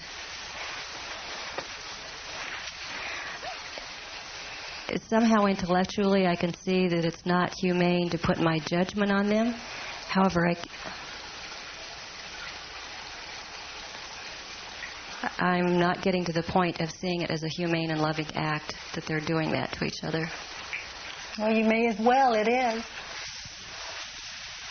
That's their story. It's their way. It wouldn't be if you did it. Say that again, I'm sorry.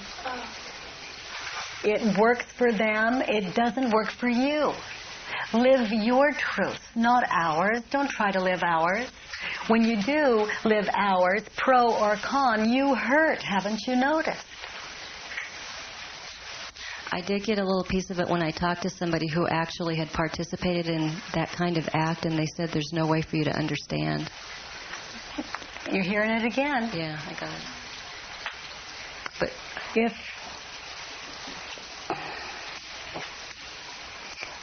go into it and be one of them. Go into the place where you wanted something so bad that something like that happened and you didn't even feel it. It brings up sadness for me that they would want, it's their acceptance of each other, and that they'd worked so hard. It was their way of honoring each other. Oh, my sweetie, it's what would be your way?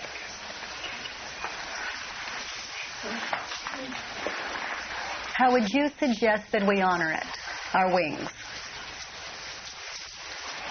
Somehow I see a handshake as more humane than a handshake? Ripping the flesh. Go have your own celebration. I want it stuck here. Yeah, they really got it. That's what they said. It was like it being a part of their body that they really got it. But can you hear it? Who do you think you are? A handshake. What a lack of integrity. What a slap in the face. A handshake after all I've been through? How dare you? See, what I have accomplished is so little. A handshake. You get it? Can you see? Yeah. The way you do it, the way I do it, equal. And if I don't do it the way you do it, you go to war with it. You call it inhumane, unkind. From here, it's the opposite. Okay. War doesn't work, not on any level. What about I won't ever inflict such physical abuse on anyone, though? I don't look forward. Well, sweetheart, what are you doing for 2 weeks when you watch it? Every time you're inflicting pain and abuse on yourself. Look forward to it. Got it. Okay. Thank you. Yes, sweetheart. Yeah. Stick a pin in you. They do it once and rub it around. And you do it for 2 weeks and rub it around. That's the thrill out of watching it. Yes. Yes. And here's the thrill you get. It really shows us that if we're in that belief system, there's no pain to the body. And you know that. You know you're not a body. So when they do that, of course you get a thrill. They're living your truth. Yeah.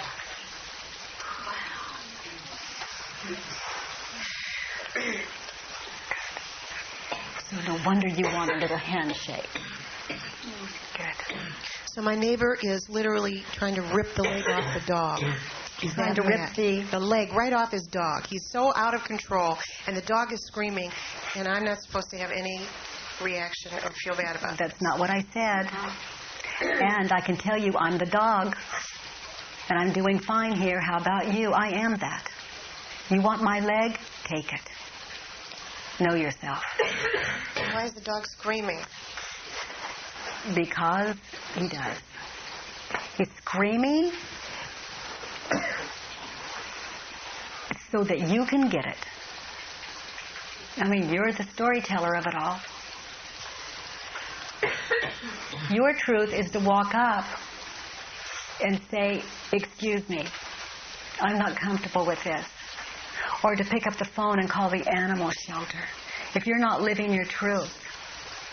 But if you project onto that dog what that feels like, you're insane. The way you can know it is sanity doesn't suffer.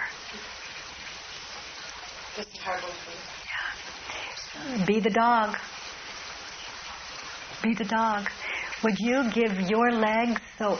Well, I can say that I would give my life or limb or whatever it is, if that's what it takes for you to have freedom. There isn't anything else. And freedom's just an interesting word.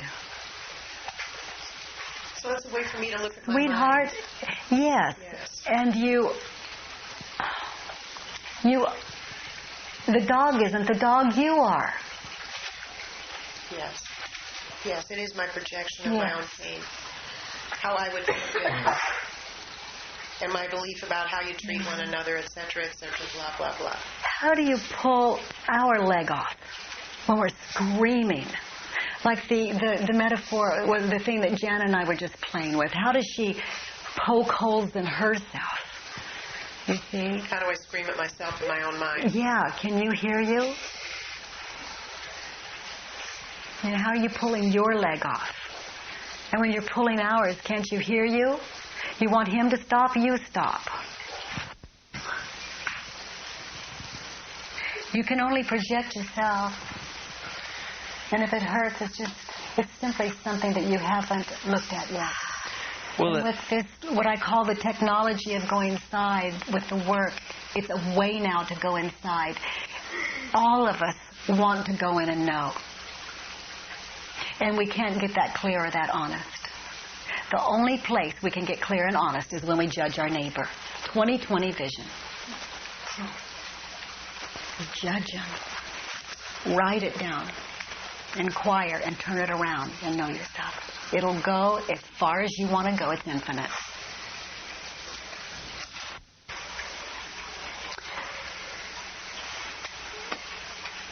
Peter, haven't you noticed that except for that you don't care? Go inside and close your eyes. Except for what? Except for your belief system of how that hurts. Do you care?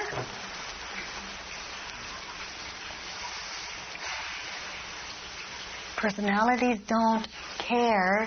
They want something.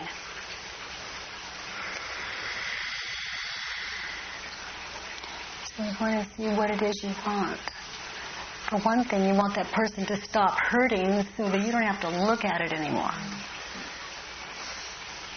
There are all kinds of things there. Or I don't want to feel that myself. Yes. Yes. So let's do anything to make that go away, even call a doctor. Yeah. Well, speaking about pain, I'm always amazed that women even tolerate having a baby. They want something.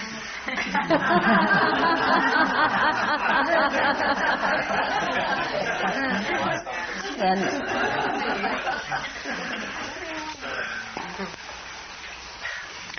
having a baby is simple because there's no back door.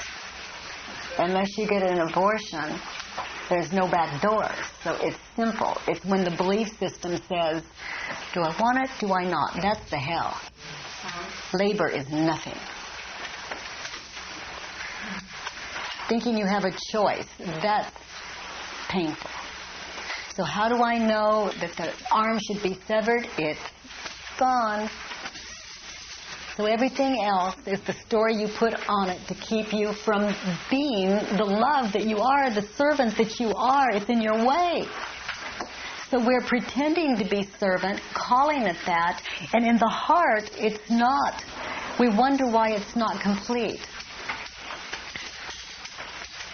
Or why we're left a little empty afterward when we've done a wonderful service.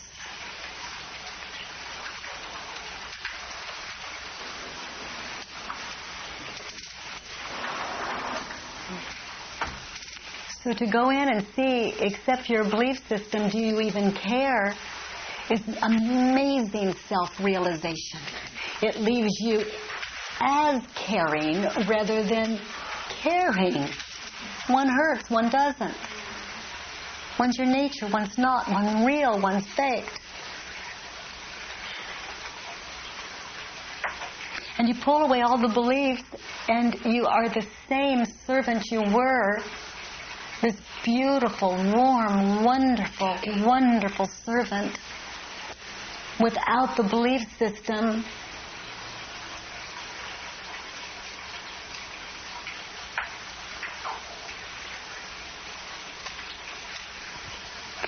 You get to totally be the one you're serving.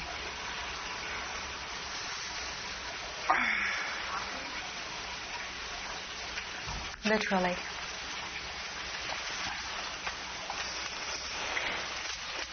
This work, for some of us, takes incredible courage. Who would I be without my beliefs? Cold, heartless, uncaring, separate, alone.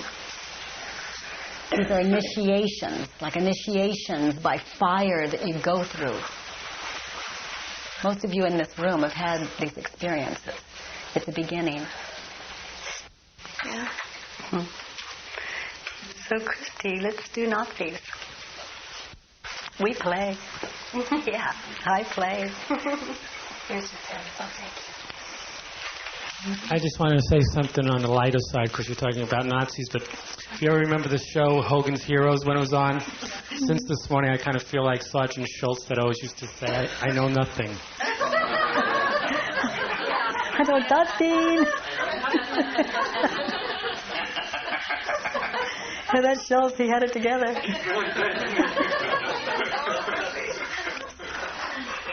Yeah.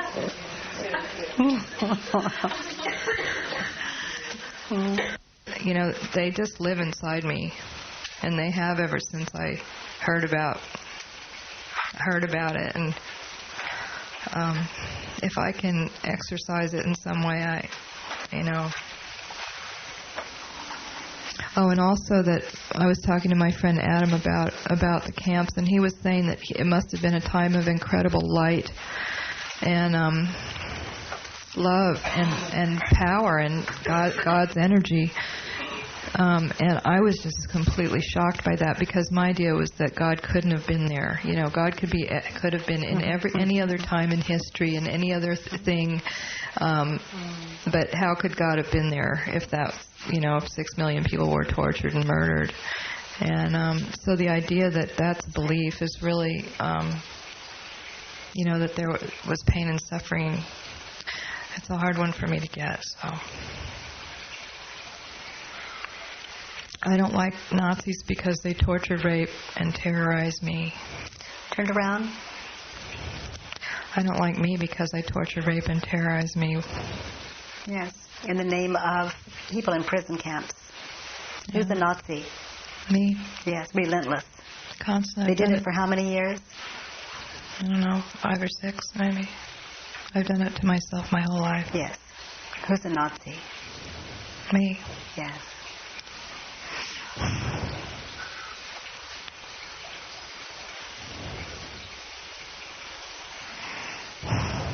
Relentless.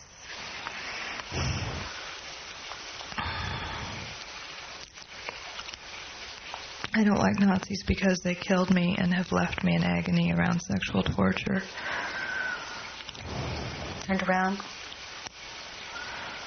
I don't like me because I killed me and have left me in agony around sexual torture.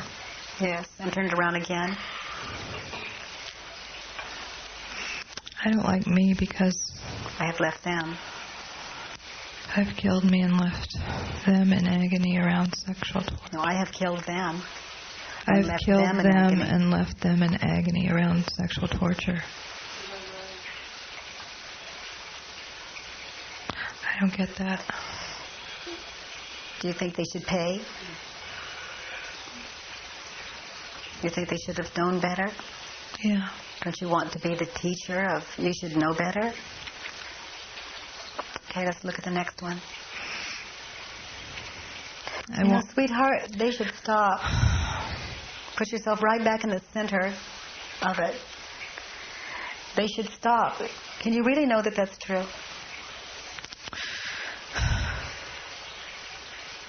All of you, going deep. They should stop. Can you really know that that's true?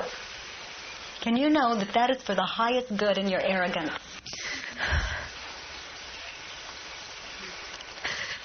God is everything, but not World War II.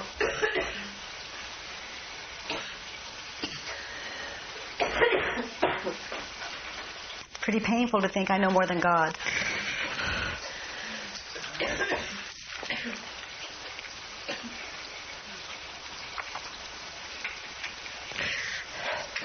It's like I can get it around other things, but on this I Can you really know that it's true? There's only one question. Can you really know that it's true? Yes. It would be better if that were not the plan. Yes, it would be better. Okay. And can you really know that it's true?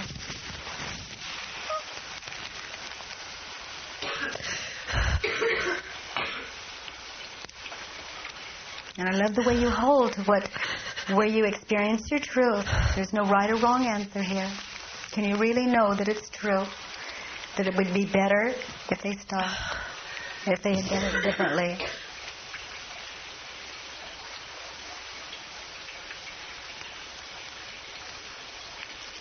I can get one step removed from it. Like I think, well, if I No, was... just to answer the question. Can I know it being who Go I in. am? I can't know that. Okay.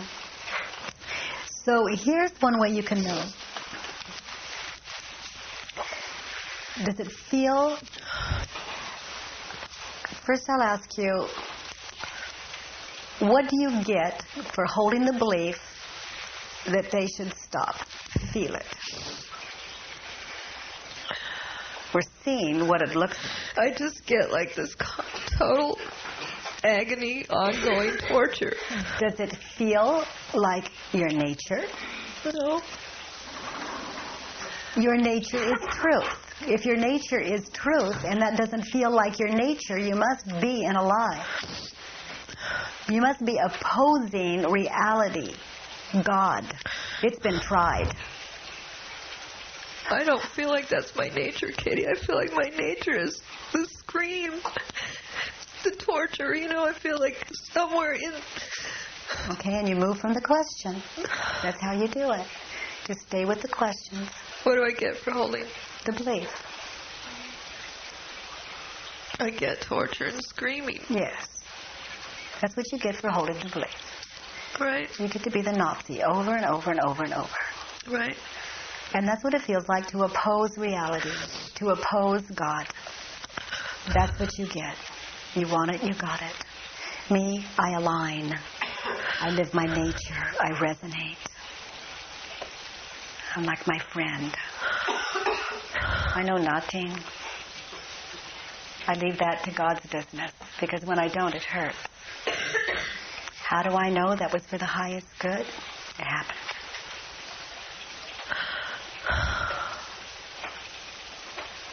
I could see Who it would you everybody. be if you did not hold the belief and you were inside a prison camp?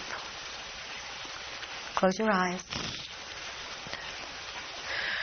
And you're going to the gas chamber or a torture chamber, and you don't hold the belief that they should stop. You just don't hold the belief that it's wrong. All of you going there?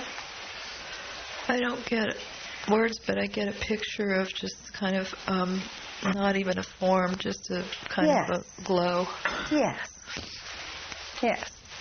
You're describing my existence and yours until you put beliefs in there that oppose God, that oppose reality. It's like having a baby. If you think they should stop, you have a back door. If you think the Nazis should stop, you have a back door. You're going to suffer. But if you know there's no back door, there's peace that falls upon you. You don't ever have to worry about there being more pain than you can ever handle. Because when you're up against it, you shift. No back door. Can you hear it?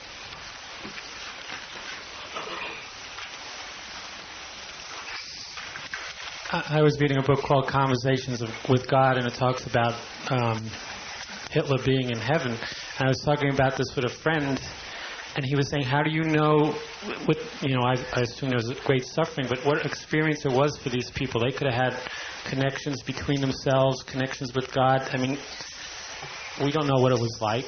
We can't know anything. We can't know. I have worked with people who have been there, done that. It's the same work you're doing, sweetheart, only you seem to be suffering more than they did, and they've lived it.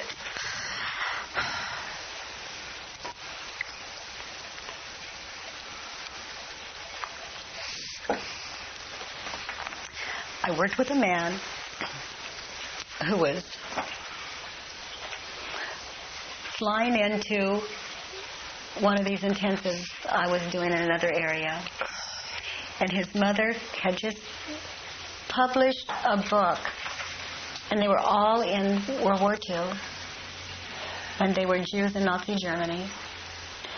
And on the plane from D.C. to the workshop, he was reading his mother's story about what happened to he and his siblings and his father and his grandparents and the Nazis, the whole accounting of it, according to the mother, and what they had survived. So when he gets to the workshop, he's running late, so I just give him the thing and I say, just go sit out on the back steps, write it, and come in, we'll do it. Well, on the plane from D.C. to California, that's a nice trip with a book like that.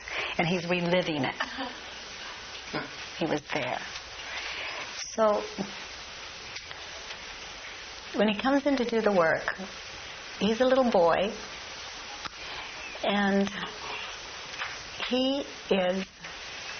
the work is on when they came to get his family, he and his family. They started brutally attacking his father, and the louder he and his mother and family would scream and tear, the louder they would laugh. And they just kept it going. And so I asked him to go inside, and as I would ask you today, to go inside and see which you would rather be. And he was the little guy on the ground being kicked and watching the father being kicked. Now, close your eyes and see the Nazi doing the kicking. Now be that. Kick the little boy.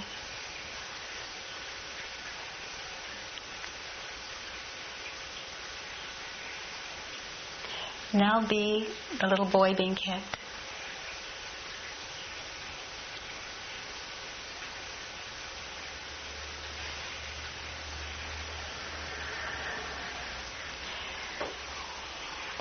Which would you rather be, Christy? The Nazi. The Nazi? Okay. Any of you others? Boy. That was his answer. Yeah. He said, I would much rather be who I was than the one doing the kicking. Now, he was a survivor of it. He knew he could survive it because he had the experience. And you think you can't survive it because you don't have the experience. And that's that crucifixion thing again. He's done it for you. He can do it. You can do it. Millions of them did it. What, 3 million? 2 million? 6 million? Did it so that you can know you can do it. What arrogance to say that you couldn't. We've died and died and died 6 million to let you know that you can. You don't get it? My name is God. I'll throw in another 6 million, 12 million. I don't care. I love you that much.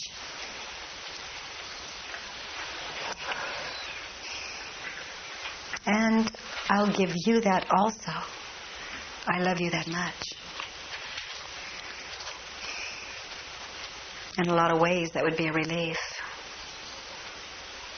Yeah, I mean, you can only die once. I hear it's the suffering that you're entertaining. Yeah. But there's some part of me that, something I'm getting out of that, doing that to me. Oh, we've seen it. You get to live in a prison camp. Right. You get to make your home Auschwitz. Right. Yeah, we're out of there. You're the one in it. Yeah. But why would I do that to me? I mean, from the time I was a kid. One does the alcoholic mother, one does the this, one does the that. You do that. I mean, what's news? We all have our symbols. We hang on to this, you hang on to that. Yours isn't special. I know I can it's the same see thing. everybody else, and then I can't see mine. Yeah, she picked a good one. Yeah. Yeah. It's very impersonal. Yeah, well, you get the whole world to agree with that one. Yeah, that's right. So you picked a good one.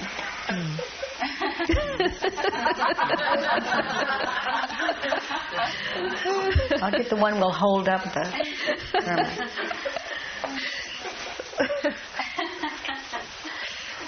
So who would you be if you didn't hold the belief? Your nature. I heard you say just kind of, what was the word? I just kind of saw a glow. A glow. Light or something. So you hold on to the belief so you don't have to experience yourself as that.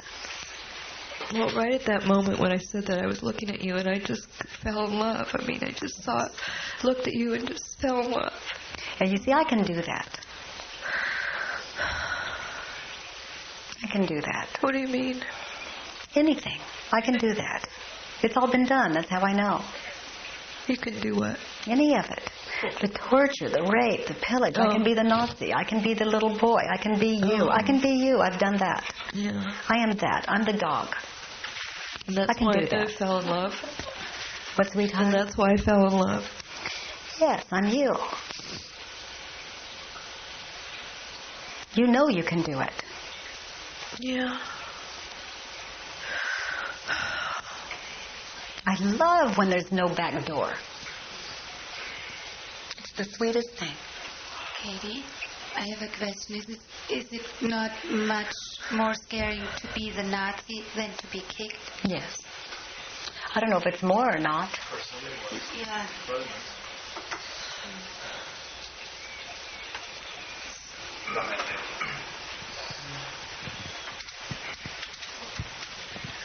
My experience when I would say more. My experience when I closed my eyes was being the Nazi kicking. I was suffering because I was out of my truth. And being the little boy, I was just in my mind asking why. I don't understand, but I didn't experience pain. I just was in my mind about it. And when you're talking, I'm reminded of an interview that I heard with a Chinese woman who was in a Chinese concentration camp during communist takeovers, and they had killed her husband and kids and burned her house. And she was in solitary for 10 years because she wouldn't confess to the war crimes. And if she confessed, they'd let her out, and she could at least sit at a table and have human contact. But she wouldn't confess because she said, if I confessed to something I didn't do, I would have lost myself. I would have been out of my truth. I read that book, yeah. There it is. Yeah. And they asked, did she hold any contempt towards them? And she said no, because if I were to hold anger, then they would have won. They would have taken my ability to love everyone. Yeah.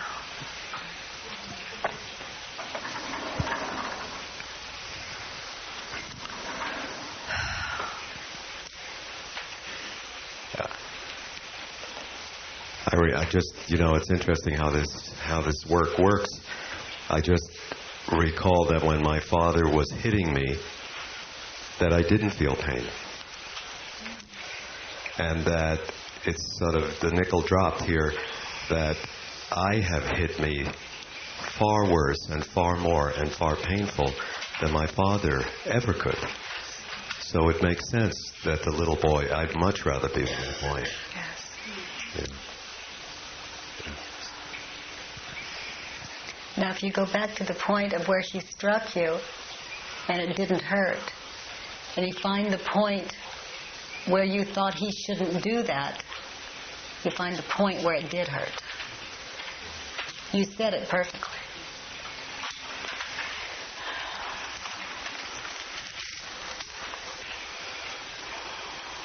Look at the next one. I want the Nazis to release me from the torture. Hopeless. Turn it around. I want me to release me from the torture. Yes. And turn it around again.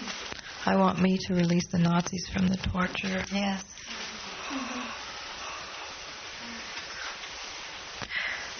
It's kind of becoming like a cartoon. Yeah. I'm not connecting with it anymore, really. Yeah, that's what it has been, a cartoon. It's one I believe. A movie, an illusion. I want the Nazis to stop torturing me with fear of sex. Turned around.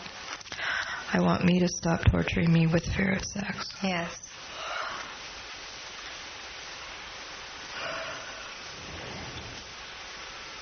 You sit here in this wonderful free body, just fluid and beautiful, and you have those thoughts inside of you and your torture internally, and you have everything except a mind that thinks in truth sometimes. A mind that gives itself fluidity and freedom sometimes. I just love that we've met, Christy. Me too. There's just this feeling that of I don't know, I'm crying about it, but just that there's a way out of this. You know, I just never thought there was really a way out of it. Yes. And it just seems like it could be like that simple. Yes. If I let go. Yes.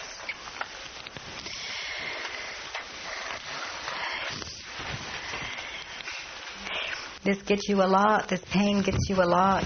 Gets you a lot of attention, a lot of validation. It does. It's just like my story, what I've been doing my whole life. Yeah. Who would you be without it? In a free world. I go to Germany. Oh, my. For those of you that haven't been in that country, whether you have or not, with a still mind, everywhere you look, I can't look anywhere in that country where there aren't angels. There are angels on the buildings. There are angels done within the buildings. I mean, that whole country is amazing. Flowers. Oh, and the people.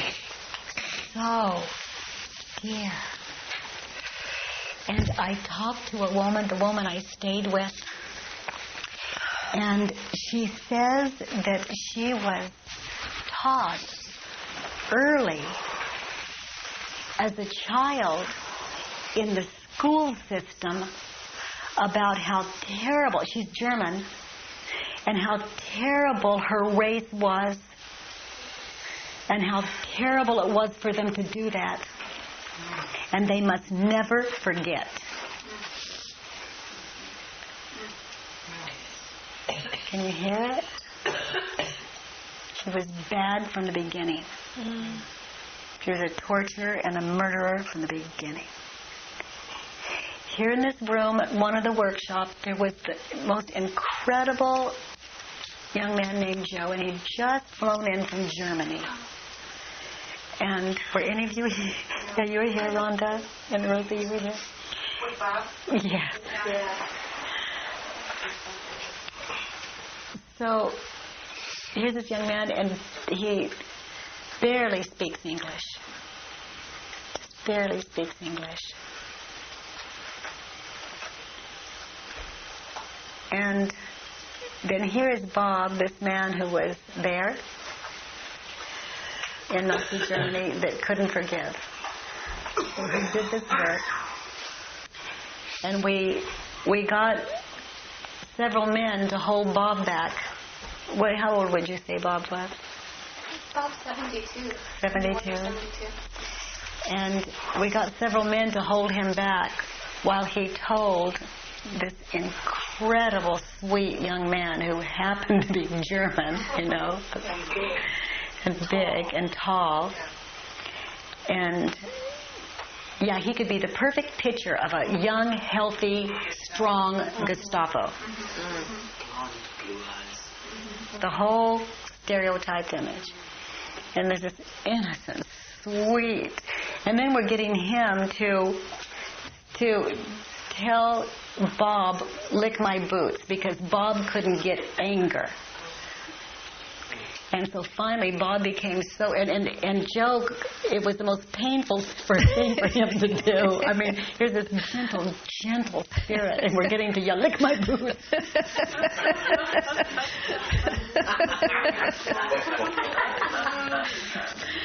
And several men were holding Bob back, and finally he started telling Joe, as a Nazi, everything that he really felt from inside of him. And he just started screaming, and he left bruises on several of the men. He became so strong. We advised him to try to kill him.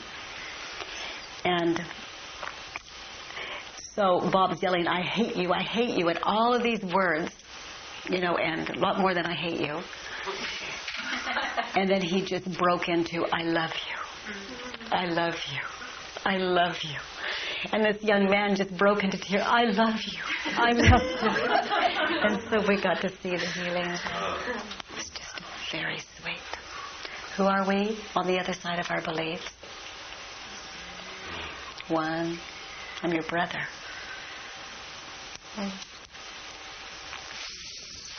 We've been confused, that's all.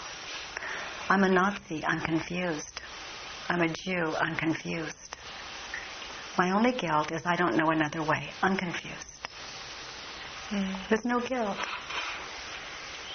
There's just no way of knowing the truth. Can you know it? You think I should know it as a Nazi? Can you know it? I don't know how. I need a teacher. All you teach me is hatred and fear and terror. You continue to perpetuate it. Heal yourself. You live it.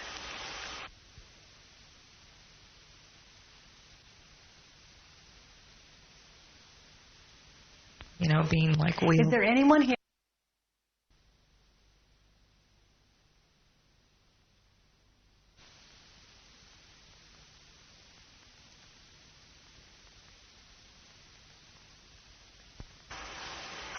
Let's look at the next one. I did not. You should leave me alone, right?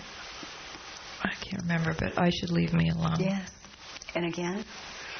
I should leave Nazis alone. In my mind, yes.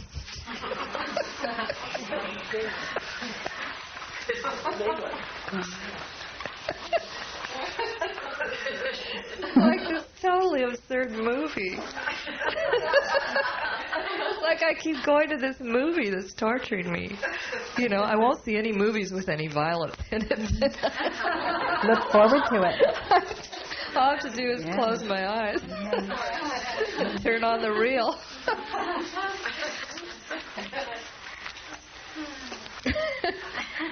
Nazis shouldn't maim or torture women. Is it true? It's just your theory. How do we know they should? They did. Right. So much for that. So much for that should. You want it to... It's like walking up onto a wall and just banging your head on it over and over and over and over and over. That shouldn't have happened. Well, it did. Mm-hmm.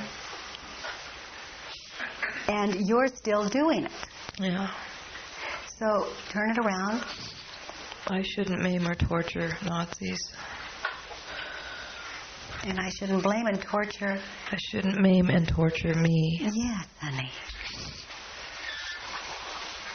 Yeah. So when the pictures come up, I'm calling it Nazi because I don't know what else to call it, but it's something in there. When the because I'm real visual. The pictures come up. What do I do with that? In terms of the work? Name them. Write them down. In terms of the work. Yes. Name them. You mean just write the work out on what they're doing? Yes. Do one picture so I can understand. Good. One of the pictures I have is of being on the rack, being like we. Is there anyone here that hasn't had that picture? Interesting.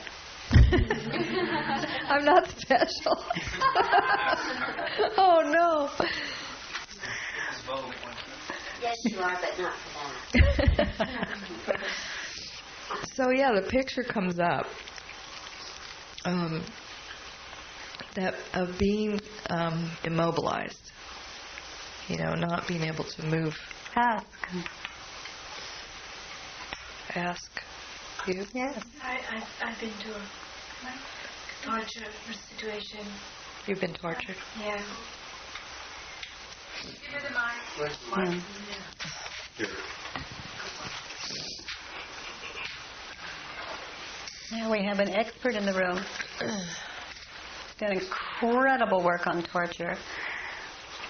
I've been tortured, and I've been told when that's all over, you're gonna be killed.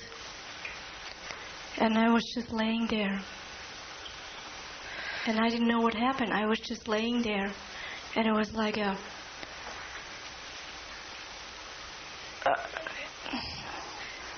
sound like ooh, like that, and people would say I was numb, but it was really, the torture started afterwards. Yes, that's what she found. Replaying it was when it started? Well, yeah, when I went to therapy, and then a big story. And she was what? I was tied. And I had like electro stun gun shocks and stuff, but that was 1.5 hours. But afterwards, the pain lasted almost a year. The physical pain or the emotion? Any pain. You see, she would project what that was, and it would happen again. Just like if you think of a lemon, you can taste it. So it was so radical that she would think it, she would project it and experience it again physically. When it was over, I was still in that sound, in that motion. Yes. I was hearing a radio. It was a couple of minutes afterwards, and I hear the words. It couldn't make sense to me. I hear words. I hear a man speaking news or whatever, and I knew there was a man speaking, and I knew there were words, but I didn't know. I tried to understand that had a meaning. He says something, and it was only sound to me. And of course, I thought I lost my mind, but now I know different. What happens was when we did the work is during the torture she shifted to another place. And when they were torturing or they would stop, she would project they were going to do it again, and that's where it started again. Wasn't that what we found? And during the torture, she would shift to another place. That's what we do. And then it stops, and we project it's going to start, and that's where the torture begins. We heard it with the son. We've heard it. I mean, that's the way it is. For a year, we project it. They're not even torturing us. I'm doing that. Okay? We're just looking at cause and effect here. So this forgiveness is medicine, but we don't know how to do it, and now we have the work. So all those years, she lived like you did. You see, just projecting and not knowing how to stop. So, sweetheart, you wanted to say something else? The pain came in when I said, how long it's going to take? And the pain came in when I thought, if the trigger's going to go, I had that on my head, the gun. How will that feel? So it's not the gun on the head that they're going to blow me away with. It's the projection of, is it going to hurt? Or that it's going to hurt? Or is it going to really kill me? Or am I just going to hang out here? And they're going to have to shoot me twice. Whatever it would be. But the projection of it is the torture. Without beliefs, it's okay. You do this work, you undo beliefs. If something like that comes into your life, You can look into the eyes of the other, and what you experience is compassion.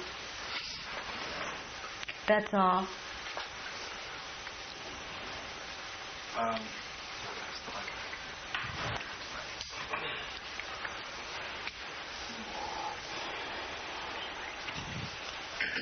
didn't think this was going to come up. I used to torture. I had a son that, probably a couple of times, but I remember one time in particular that when he was young, 3, 4, I remember once, arguing with him and trying to get him to do what I wanted, and pulling him downstairs, and, he just wouldn't stop, and he was on the floor. I remember kicking him a few times. Yes. And I have been tortured by that. Mm. To this day, it's still, I've worked on this a lot, and, but I know that when we went into our space about being the Nazi or the child, I was the Nazi. I was real clear. Yes. That's the place that I went into, and that's been my torture, and that's the other side of that. My own, sadness and how I beat myself up for, over and over again. Yes. for that act. And even when you were doing it, can you remember wanting to stop and not being able to? Wanting to stop, not being able to, and the part that I probably tortured myself is about there was a certain part of me that wanted to do it. Absolutely. Absolutely. There was a certain, like feeling righteous, and it's like a high. It's like when people rage, there's like a, it almost feels like having just taken a big hit of methamphetamine. You feel like, so this is so clear and you're so righteous, and this is the thing to be doing now. Mm-hmm. And he'll be better for it. And he'll be, just so. Mm. So, sweetheart, can you find the place where you have been a Nazi? Yeah, I was clearly happier being the Nazi also, and laughing. The fact that you said there, I said, well, I'd rather be laughing than crying. Mm. Yeah. I'd rather be in control than the victim, and yet what I'm doing with this is I'm making myself the victim. I'm always the victim. Yes. I'm a constant victim. Yes. But what I want to get to with this is that this stuff I don't live with this all the time, but this comes up around sexuality for me. And it feels unreasonable because I went through a lot of work. I did a lot of work on incest, and I never had memories, so I couldn't pin it on that. So I couldn't blame it on anybody. I had those feelings around my father, but I couldn't. So that's when it gets triggered, and then. Sweetheart, if you have no memory of incest, it didn't happen. How simple is that? Well, my story is I think it happened when I was an infant, so then I can be a victim again. It's the Nazi thing. Right. How do we know it didn't happen? You have no memory of it. Right. The end. So you know how many people I work with that are positive they've been incested and have no memory of it? It didn't happen. So I'm trying to explain, I see that it's me wanting to tell a story, to explain to myself why I have this feeling of total abject terror when, not all the time, but when somebody's attracted to me. They don't even have to, it doesn't even have to be close to sex. You'd have to you'd have to live without all of that, without that story. But I had the fear before I had the story. I feel like I did anyway. Well, we all are afraid of movies. And then you put you in it to become it. To become a part of the movie. If it's a great movie, you get to become an actress in it. And you get to really play and say, and I have no memory of it. It was so terrible. That's what it assumes. Right. Crazy making. There's a huge payoff for it, Christy. Who would you be without it? My goodness, just free. Well, what I'm getting to is free to say yes or no. Yes. And it's really that simple. Yeah. It's just yes or no. And I've been playing That's with all. that, and it's really, it's so no more simple. complicated than that. It's just like, that's all, I don't have to find the reasons and past lives and karma and reincarnation, it's Isn't that fine? Just get real now. Yeah. let's look at the next one. My. Nazis are cruel, maniacal beasts. Turned around. I'm a cruel, maniacal beast. Yes, when I think they are. Yeah.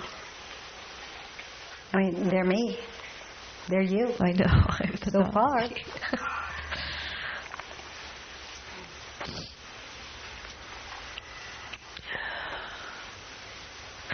And then I started feeling like I was going to go into crying again about that. Why do I think that of myself? And it's just another story. Just another story. Good catch. The blind can see. Nazis will kill and torture me over and over again. Turn around.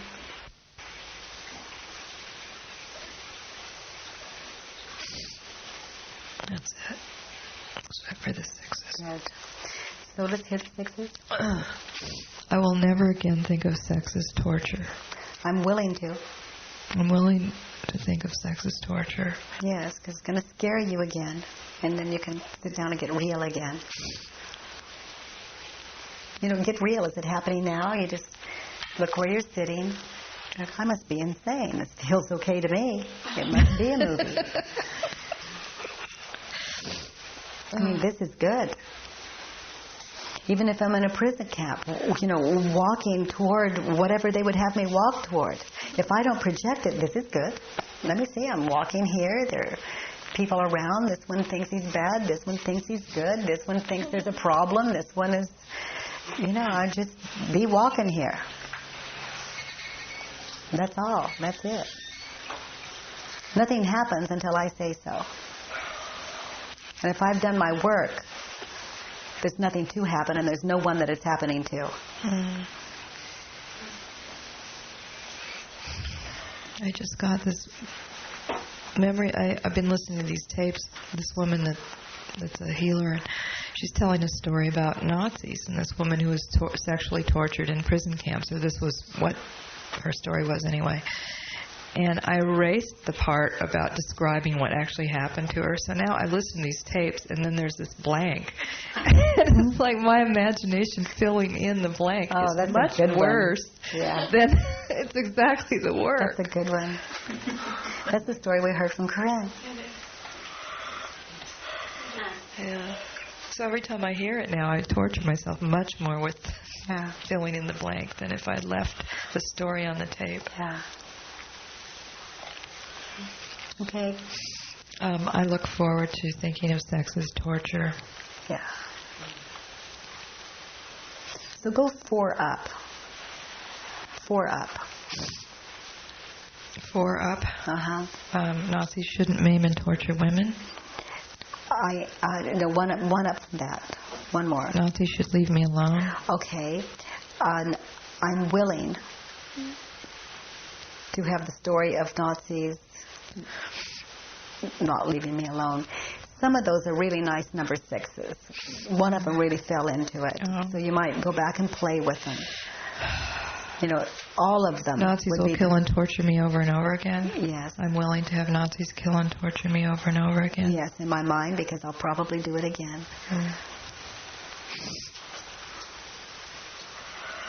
Yeah, I'm looking forward to it.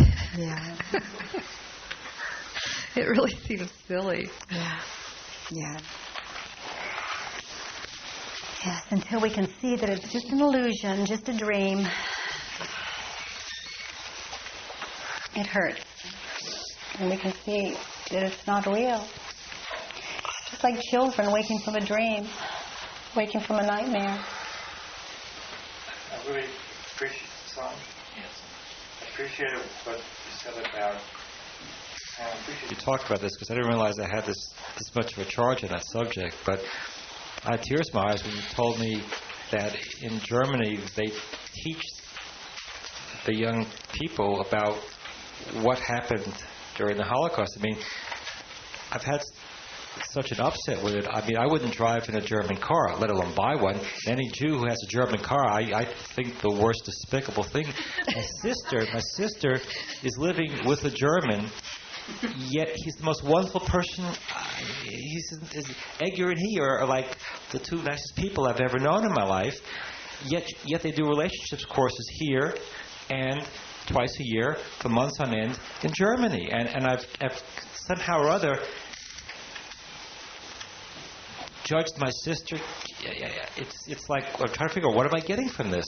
The war's over, and it's still was still going on in my head, and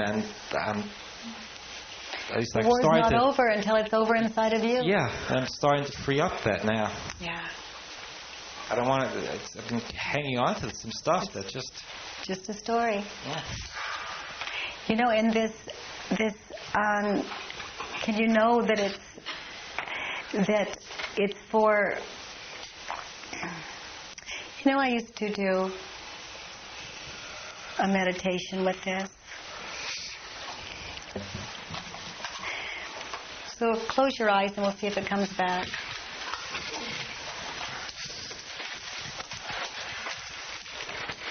You've spent many, many, many lifetimes here. Thousands and thousands. So now you're in heaven. And you've done everything but this.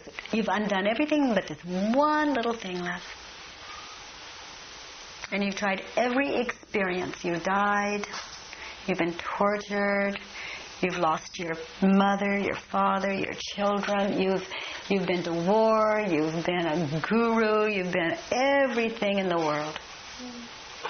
But there's this one little piece that you're not complete with. And you'll do anything for peace. Anything for freedom. So, in heaven, you can pick any scenario you would like and come back to earth and experience that.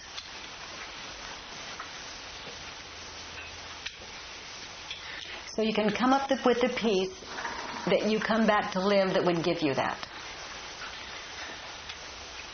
And you've tried everything. So you come up with a scenario of a Nazi Germany.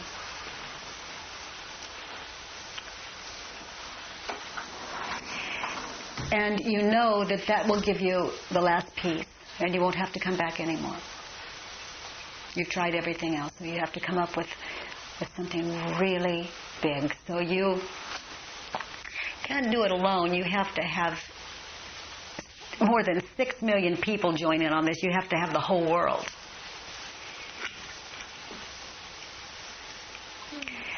So you say, this is what I need. And you go throughout heaven asking all the angels, would you be the Nazis? And it's going to look like this. And all of the angels shudder and they say, no, I can't do that. And they say, would you be the Jews? Would you come down and play that role? And all the angels shudder and they say, no, I can't do that. I can't do that. And you go through the whole scenario. And you say, would there just be a Hitler? Would there just be a man that would do this whole cause? Just one of you that would come back as Hitler and be the cause. And millions and millions and millions of years went by in heaven, and no one would come forward.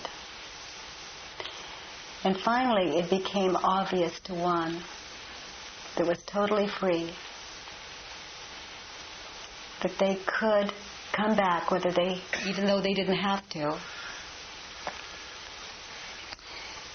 that they would come back as Hitler for your sake, because that angel loved you that much. He would suffer that. And then news got out all over heaven. And then people came forward and said, I'll be your mother that will be tortured for your sake, so you can get this thing. One came in and said, I'll be your father. And heaven was so moved that they started pouring in the angels. I'll be the Nazis. I'll be the Jews. I love you that much. Then it was made known that there was more to this story, that when we came back into this earth experience, that we would have no recollection of it. That we would really believe that it was real. That it wasn't just roles that were taken on, we believed them. There would be terrible suffering and a way to remember.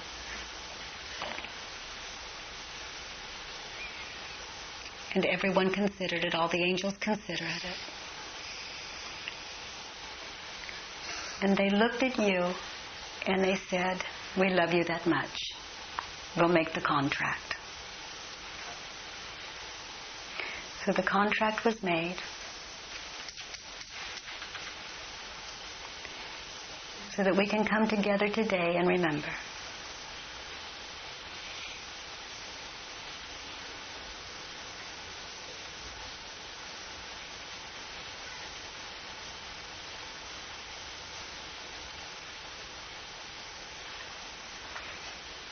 We'll do anything for love. Anything to experience our nature. And we do.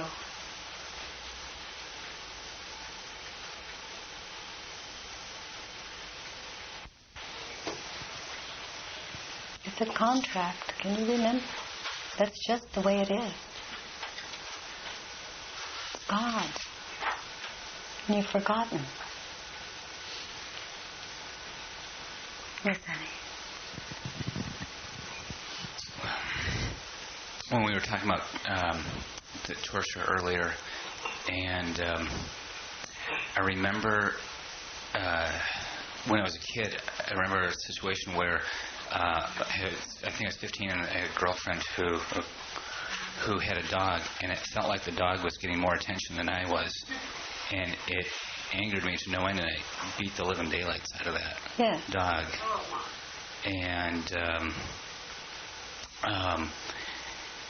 And what I saw looking tonight was that I was in so much pain at the time that that's all I could do for myself. Yes. And I saw that the me who I am today this moment of thought, the me that I am today would die for that little boy so that he wouldn't have to have that pain. Yes, sweetheart. Yes. You just became the dog. Yes. Yes. That's the truth of it.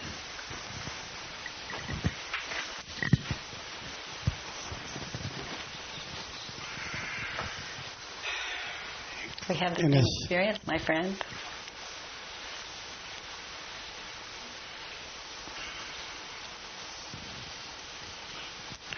The night before and last night, I believe I was singing with the angels, and we were the angels. Yes. And I enjoyed it thoroughly. Yes. Yes. Reality. When my eyes were closed, and the one incomplete thing in all the past lives and experiences that I ever had, that I never had, that I want to have, that I would give up everything for, I realized it's so simple. It's just by choice to have a meaningful, intimate relationship with my children and with whoever I'll be interacting with in my future dating experiences. I've never had a relationship of honesty. I've never had myself there. I was never there for that. I realize this now. I've tortured them by not being there. I've been the workaholic. I've kept myself from feeling. I was afraid to be tortured by the hurts you could experience if you let yourself be close and open with someone. So just like I've been torturing myself in a different way. And unlike I didn't know it. It's all just a story.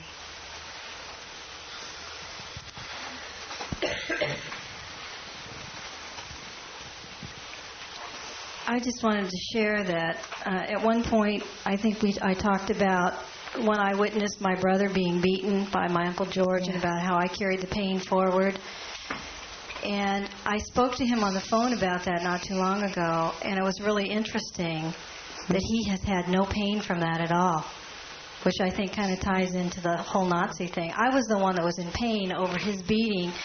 He had the beating and moved on in his life and was angry. This was such a big thing with Ruth, how she would do that inside of her over how Uncle George would beat her brother. Mm-hmm. And here, it wasn't his thing, it was hers. Yeah, he let go of it. We were talking, he couldn't believe that I carried that way. Yeah. So many times the person who's getting the beating, it's over, it's done. They've forgotten about him. We get confused too, like we see one beating and we think it's every day. Because the beliefs go on and we have to keep them perpetuated, so we have to get them bigger and it's crazy making. It's not reality.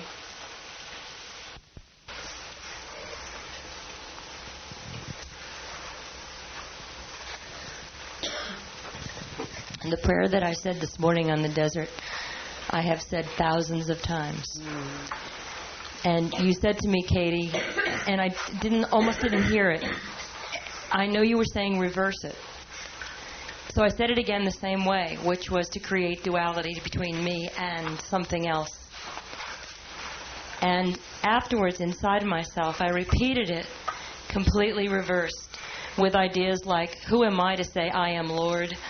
Who am I to say I am the day star of my revelation? And yet, after I said it, I wanted to just jump all over that desert and rejoice. And I'm thinking, for how many years did I say a prayer that got me nothing but division, but duality? And I said this prayer, and it was me. I wake up in my shelter. I wake up in my space. And it was... Would you continue it, sweetheart, so we could all experience it with you? I have awakened in thy shelter, O my God, and it behooveth me who seeketh that shelter to abide within the sanctuary of thy loving kindness and the stronghold of thy defense. Illumine my inner being with the day star of thy revelation, even as thou dost illumine my outer being with the morning light of thy favor. So when you hear these incredible prayers, as you hear them, this virus that we're all getting, being here, this virus we call the work, where everything is interpreted differently inside of us. You could hear it, and if you would do the reversal again. It's a challenge. Okay. Yeah. I have awakened in my shelter, and it behooveth me that seeketh that shelter to abide within the sanctuary of my defense and the stronghold of my defense. Illumine my inner being with the day star. I illumine my inner being with the day star of my revelation, even as I illumine my outer being with the morning light of my favor. Verily, I am my helper and my Lord.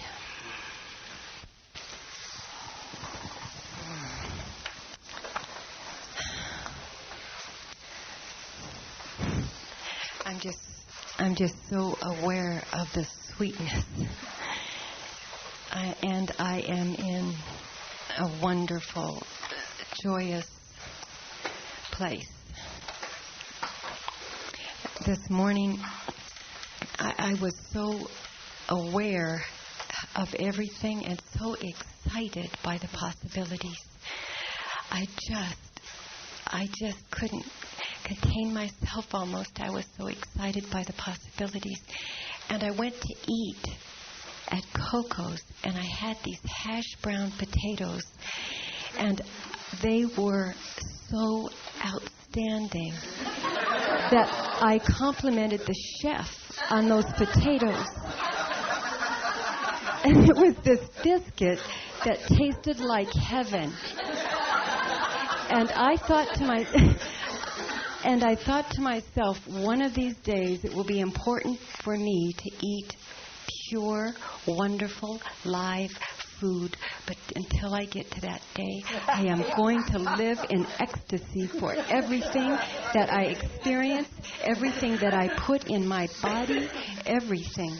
I am going to live in ecstasy in that experience. And I was desiring to hear from you yesterday who you are. And you know, I picked up a book that I read every single day. And I read it. It was there. And it is pure potentiality. And I realize it's who I am. And each and every day I get one step closer to living it completely. And so I am in such joy. And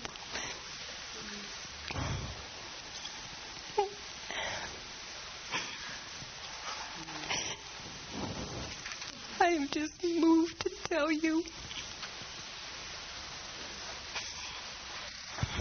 And you hear that I'm moved because the gift you give as a master teacher to be able to touch you is so precious, and to be so available is so precious.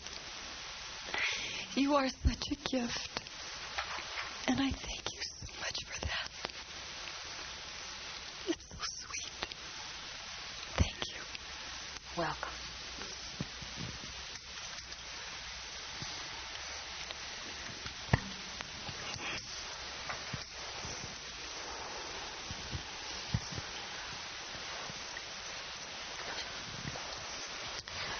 So, sweetheart, could we hear Peter's song again?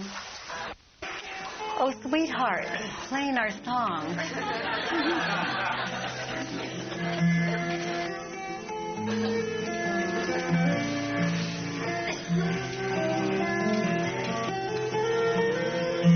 We come together in a circle here today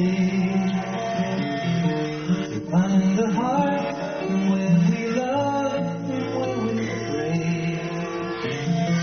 and when we discover the endless source of grace, and when we meet our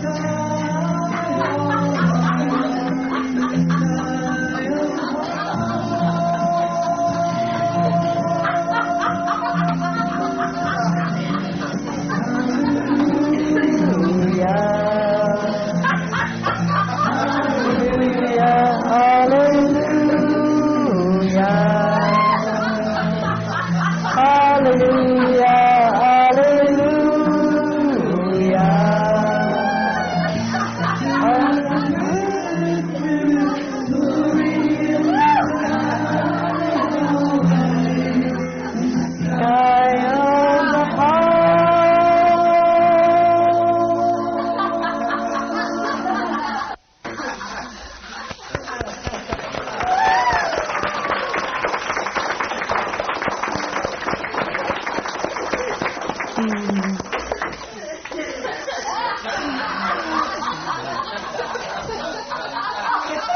resurrection.